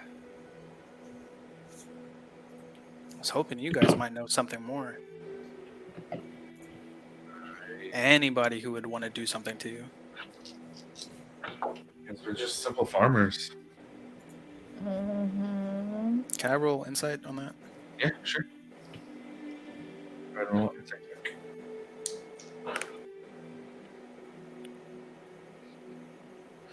Oof. Yeah, that's only a 9. And All then, right, I wanna point my finger at them very sternly. Listen, y'all better tell us what you know right now if there's anything we need to know, because if not, this thing's just gonna come back and it's gonna be more trouble for you. because I appreciate you getting rid of it, but we're just simple farmers. We're here making cabbages. We're doing the best we can. We're scraping a life together for ourselves. I appreciate what you've done, but I don't have any extra information to share. Worth a try. Well, if you don't I will have say any- with your 9, even with your 9, you notice that the son who has been made older looks a little bit nervous. Oh boy. I'd like to share like the way the ghost woman looked with them and ask them if that's somebody they've seen before.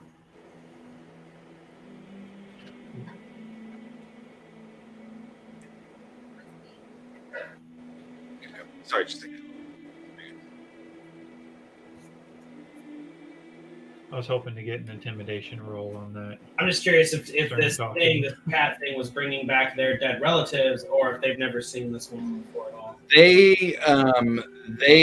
the oldest guy says, I never really got a good look. I don't think it was one of my relatives, but Well, I'd like to describe what she looked like, at least to me, since she invaded my mind and threw a bunch of memories into me.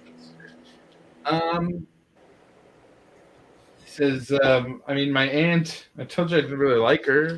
That sounds like maybe. I mean, she did crazy things. I don't.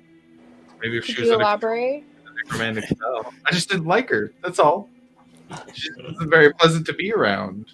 What about She's these crazy kind of a things? snoop. No, nothing like causing people to age like this. And Alibar, go ahead and roll that intimidation check for the kid. Well, for the adult man who's older now. I don't know, 17. 17. He kind of like kicks around his foot a little bit on the dirt. Just kinda-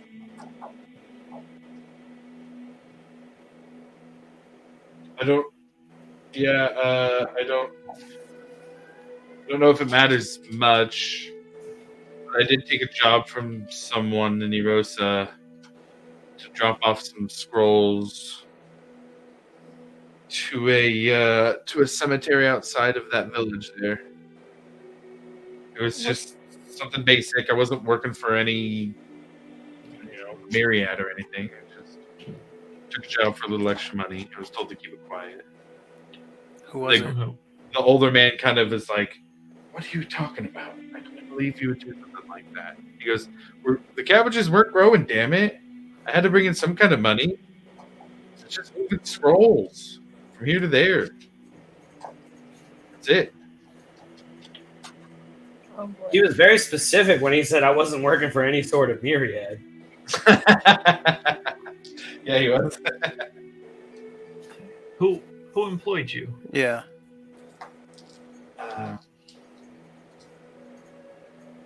Somebody I met in a tavern. Went and spent some time there. Said he had some work for me.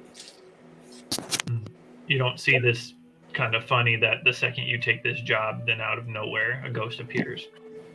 Look, I aged. And he kind of looks Yeah. like Yeah. you. Tell me about it. I paid my price. And I'm sorry you had to pay also. But all I did was move some scrolls from one place to another. I didn't do anything to warrant the evil spirit coming to attack us.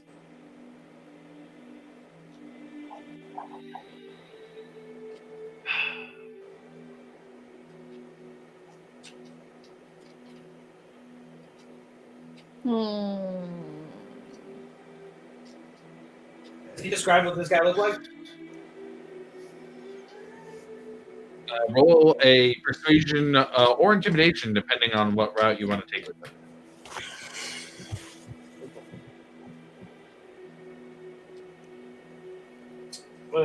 Okay. Well, guess we're about. Can I assist? Yeah. What do you want to say to help? Well, yeah, like you say, you're so sorry that they had to pay the price too. The least you could do is give us this information and help us figure this out. Yeah, go ahead and make the roll. Is And he what rolling was twice? What was your answer, Breck?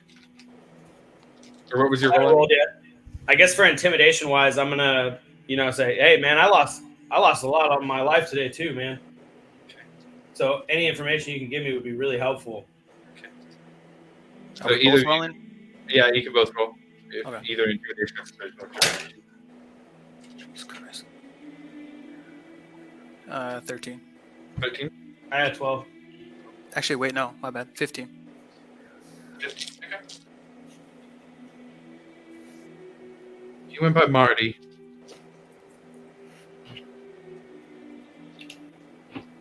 And the bar that you met him at, was this the Shouting Sail? No. It was in Erosa. Oh. Just a second.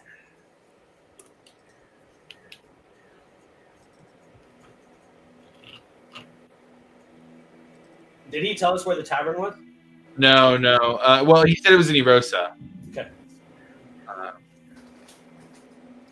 It is the Wet Lily.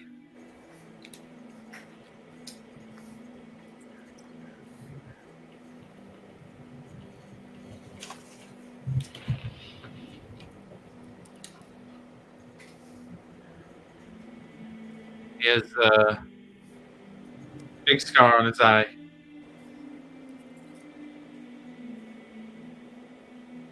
Or all black. Drink whiskey. Was he human? Was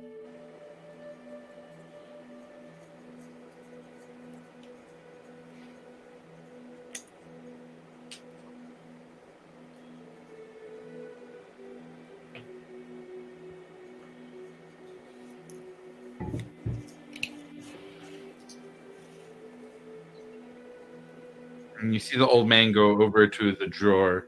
He opens it up and kind of pulls it out all the way. Take out a false bottom, grab something from in there. And he goes, "We don't really have much we can give you in repayment for what you've done, but I do have this. It's been in my family for a long time." And he hands out kind of a really nice looking dagger. Holds it out to y'all. Pulls out a pouch, jingles some coins around. It's not much, but anything else would starve us. Holds them both out.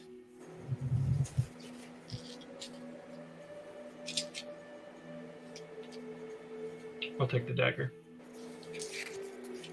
I walk up and give me that. It's a +1 dagger. Yeah, +1 dagger. A +1 dagger. What's that? Where? And what was your question, Flynn? I said cabbages and beets. That's what you all grow here? Because it is. Do you already have an agreement with Michonne in the settlement? We give him some of our stock, yes. But I he just doesn't know that it's much. harvest season, and we're looking for a lot more people to come into the settlement. We sell to them sometimes. We did most of our business through Rosta, so that's where our contacts are. But, I mean, I guess it's worth trying if more people are showing up. You might want to take a trip to the settlement tomorrow. Maybe work some. Yeah, roll me a persuasion check on that. We definitely have some business for you. Hope's Bastion. You still have inspiration, by the way. Bardic inspiration, right? Yeah. 22. 22. Yeehaw! They kind of get a little light in their eye. Well, if you say so, it's the least we can do. We can at least check it out. Maybe we'll bring some of what we've got right now. The older man looks to all. Thank you, sincerely. And Alivor, if you grab the money pouch too, it's not a ton. It's 73 gold. 73 gold. Which for Right. them is a substantial amount for them. Like, I was gonna be a say. lot of savings for them. 73 gold and like 21 silver. All right, so I'm taking the dagger for myself, and then I'm gonna jokingly walk over to Milo with the pouch of gold and be like, "Here you go, bud. Do with that you wish." Just feeling a little generous, you know. If he decides to dish it out, he can. Yeah, I'll separate it evenly amongst the group. I say you can get separated between the four of you. Like I said, I got the dagger, so I don't want the gold. How much gold was it? Sorry. 72 gold and I think it said 27 silver. Not to be that guy, but I feel like you said 73 gold. 73 gold? Okay, 73 gold. So what is You that? talked Split me up on ways? Huh? So you talked me up on it. You're negotiating. I think you actually said 85 gold. Well, now. Okay, so you guys doing anything else here at the farm? Or heading back? Get the Yeah. fuck out of this farm. Oh, sorry, Barrett. I would like to go out to the graveyard that they have out there. Sure. Milo, you said you divided that up? And I want to. Yeah, it's like 18 gold a pop for 4 of us. And the silver? Oh, I didn't do the silver. How much silver was? 27. 27? 8 apiece. Yes. Yeah. 675. It's just 6. I want to go out there and look at the graveyard and see if it looks like it was dug up recently. Yeah, go ahead and roll an investigation check. I was casting detect magic on that whole area. It just started that like before we even entered the house. I figured I was still out there. So that was a natural 20 for 24 total. Nice. You can tell very clearly that there is no disruption to the soil here. This Okay. has been there's grass growing over it. This is undisturbed graves. Okay. That was it. Was I not detecting, or was I not casting detect magic on that whole area? Oh, yes, detect magic. I'm sorry. Yes, as well. Detect magic. You do sense that over the grave of the ant, there is a kind of a lingering necromantic energy over that gravesite. There's definitely been some magic that's been cast over this recently. It might be your mystery cat person.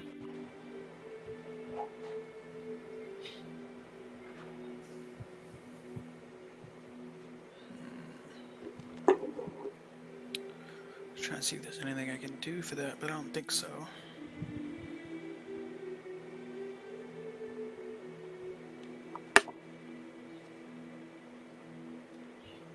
Yeah, no. Okay. Got it. Okay. So you guys head back, and it's kind of a somber walk back. That one took a toll out of some of you. and you're not sure if these effects are permanent or if there's something that makes them. You all went back to the settlement with a little, a somber attitude, knowing that what you guys are up against is some probably pretty serious stuff. Trying to put together some of the pieces of what's been going on around here. You make your way back, and you get back at this point. Probably midnight or so. To the settlement. There's still some torches lit. Still some people moving around here and there. It's not hustling and bustling or anything. But you get back to the settlement and get the cart back to the stables. Get them all placed in there. And if there's anything anybody in particular wants to do, the rest go to sleep. Leave. I'm gonna check on Sunja. She's probably sleeping, but You go just the longest snore you've ever heard. And it looks like she has some kind of large stuffed animal that somebody has sewed for her. Not sure who or why, but somebody oh sewed. my god. What kind of animal is it? It's a like an owl bear. Oh my god. I would like to meet with any members of the Cobalt Soul that are awake about information on potentially reversing these aging effects. Oh yeah, I'm going with him because I am also older. Same Z's. Okay, so the three Asian ones go, and there are some very obvious Cobalt Soul tents. They're very nice. They almost have like arcane symbols on them. They look very ornate. And you move to the one that's the biggest. There's, if you'd like, the one with the biggest would presumably be the Archivist. But there are quite a few Cobalt Soul tents now here at this point. With all of this going on in the village. Milo, would you like to accompany us? Yeah, I'll go with you. Thank you. Yes, Seem to like you. I kind of need a member. We like you, from what I've heard. Barrick, you rolling with them, or are you flying solo? I am gonna go back to the forge. Back to the forge. Okay. As you go back to the forge, I would say it's within view of the cabins. Yeah, roll me a perception check real quick. Okay. Oof, that's an 8. Hey, okay, yeah, you head back to the forge. Owen isn't doing anything. He's not in there right now, but the forge is still got some embers in it, some holes if you want to do some work yourself. Yeah. Okay, it's kind of practice. So the rest of the group heads to this Cobalt Soul area of the camp. Are you guys going to the large tent, inside the small? What's your choice here? Is the large tent lit up? There are torches outside of it, but you can't really see inside to see if there's any light. Is it? Sorry, how late is it? Oh, past midnight now at this point. Oh, nice. Yeah, I'm gonna just kind of give a shout from outside the tent. What do you shout? Yeah, the orcs. What's the orc's name again? The half orc's name is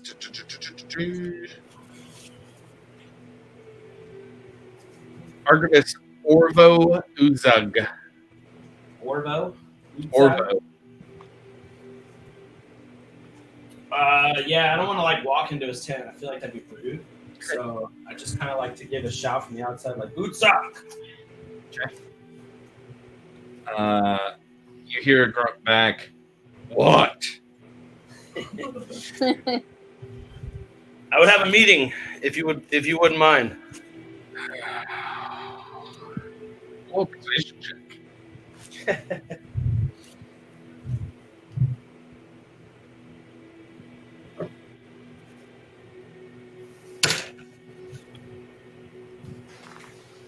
Uh, 13.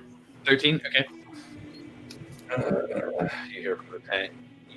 It takes about 45 seconds or so, but you see he kind of has what looks like just a real light robe, just kind of light like the monk's robes, but it's one that he can pull over himself. He's kind of, as he moves outside of the tank, kind of straightens up a set of glasses on his nose and walks out.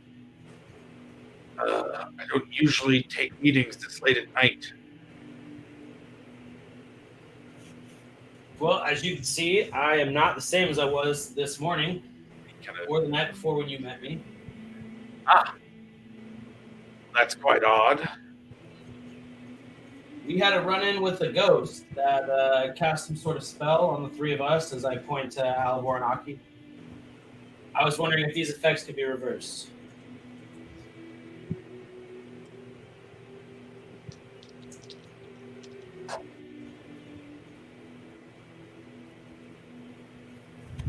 Just give me a moment. Heads back into his tent.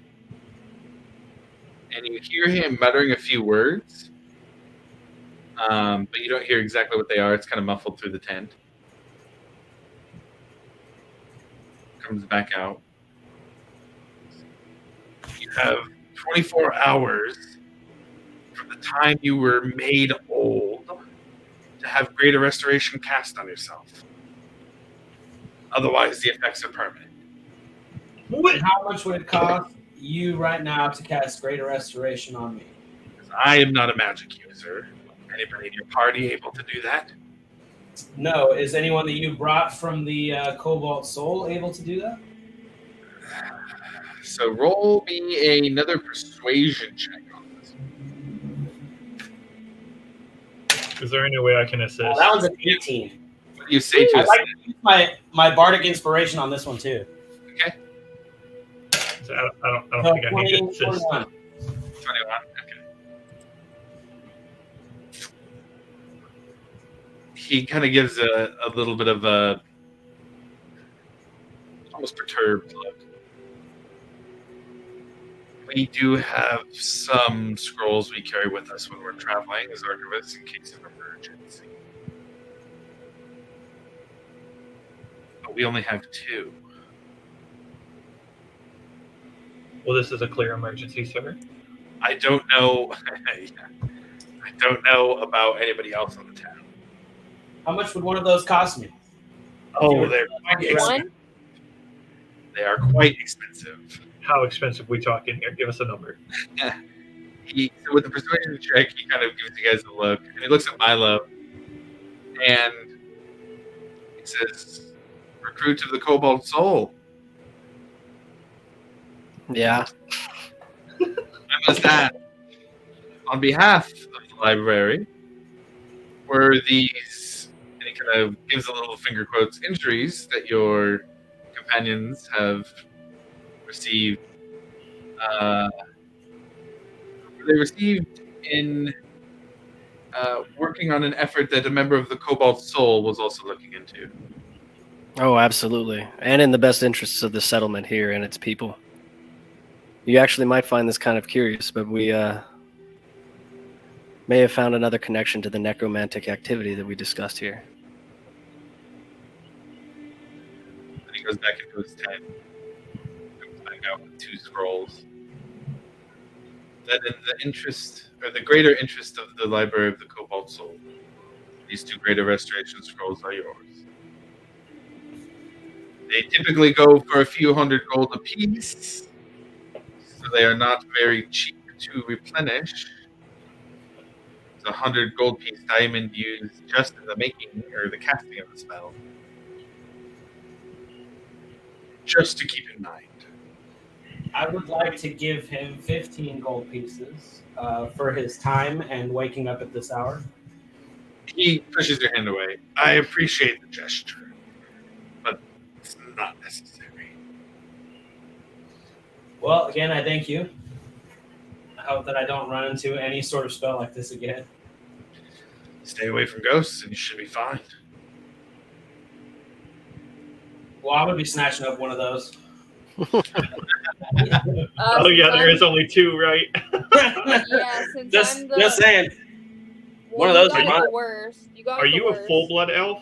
I'm a full blood elf, so you can have that one. Oh yeah, I'm only a half elf. Yeah, let me get that other one. Cool. Fuck me. Milo, do your work. This is a great I experience. mean, we can roll for it, but I'm going to roll a dex check to take one. I was gonna say I'm 100% gonna be rolling persuasion if we're going that route. It's fine. Aki, there's this odd feeling that you get as you're kind of leaving these tents from the Cobalt Soul. You feel almost in a way familiar. Time moved in a weird way around you, and you find your memory moving back to your time in the Feywilds with your traveling companion. And that song just enters back in your head as it always does, melodic, just kind of rhythmic. You almost get lost in the waves as you're walking. You kind of almost have to snap back into it to remember where you are. Guided by Sunja's snoring, easy to snap back when you hear the half ogre snoring.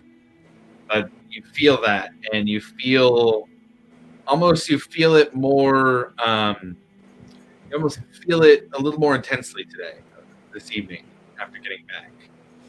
And you head back with that song firmly planted in your head. Okay. Varric, you spent some time at the Smith. What were you making? I was just going over the stuff that he had taught me, trying to go through the same motions and perfect it. Go ahead and roll me another dexterity check.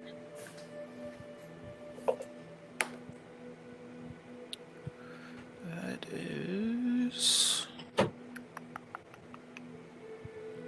God, this die has not been treating me well tonight. That is a 9. 9. You go over the stuff that you were taught, and it takes you a little longer to do it. You know, some skill checks are more about the time it takes to do something necessarily than the failure. You spend a good bit of time in there. You probably should have gone to sleep earlier, but you know that you can sleep the next day. But you review, you go over it, you strengthen the knowledge that Bowen taught you. I do have a question though. Sure. So I do have a feature I could use, but it has to be considered a failure as far as a check. Yeah, I'd say you can go ahead and use it in that case.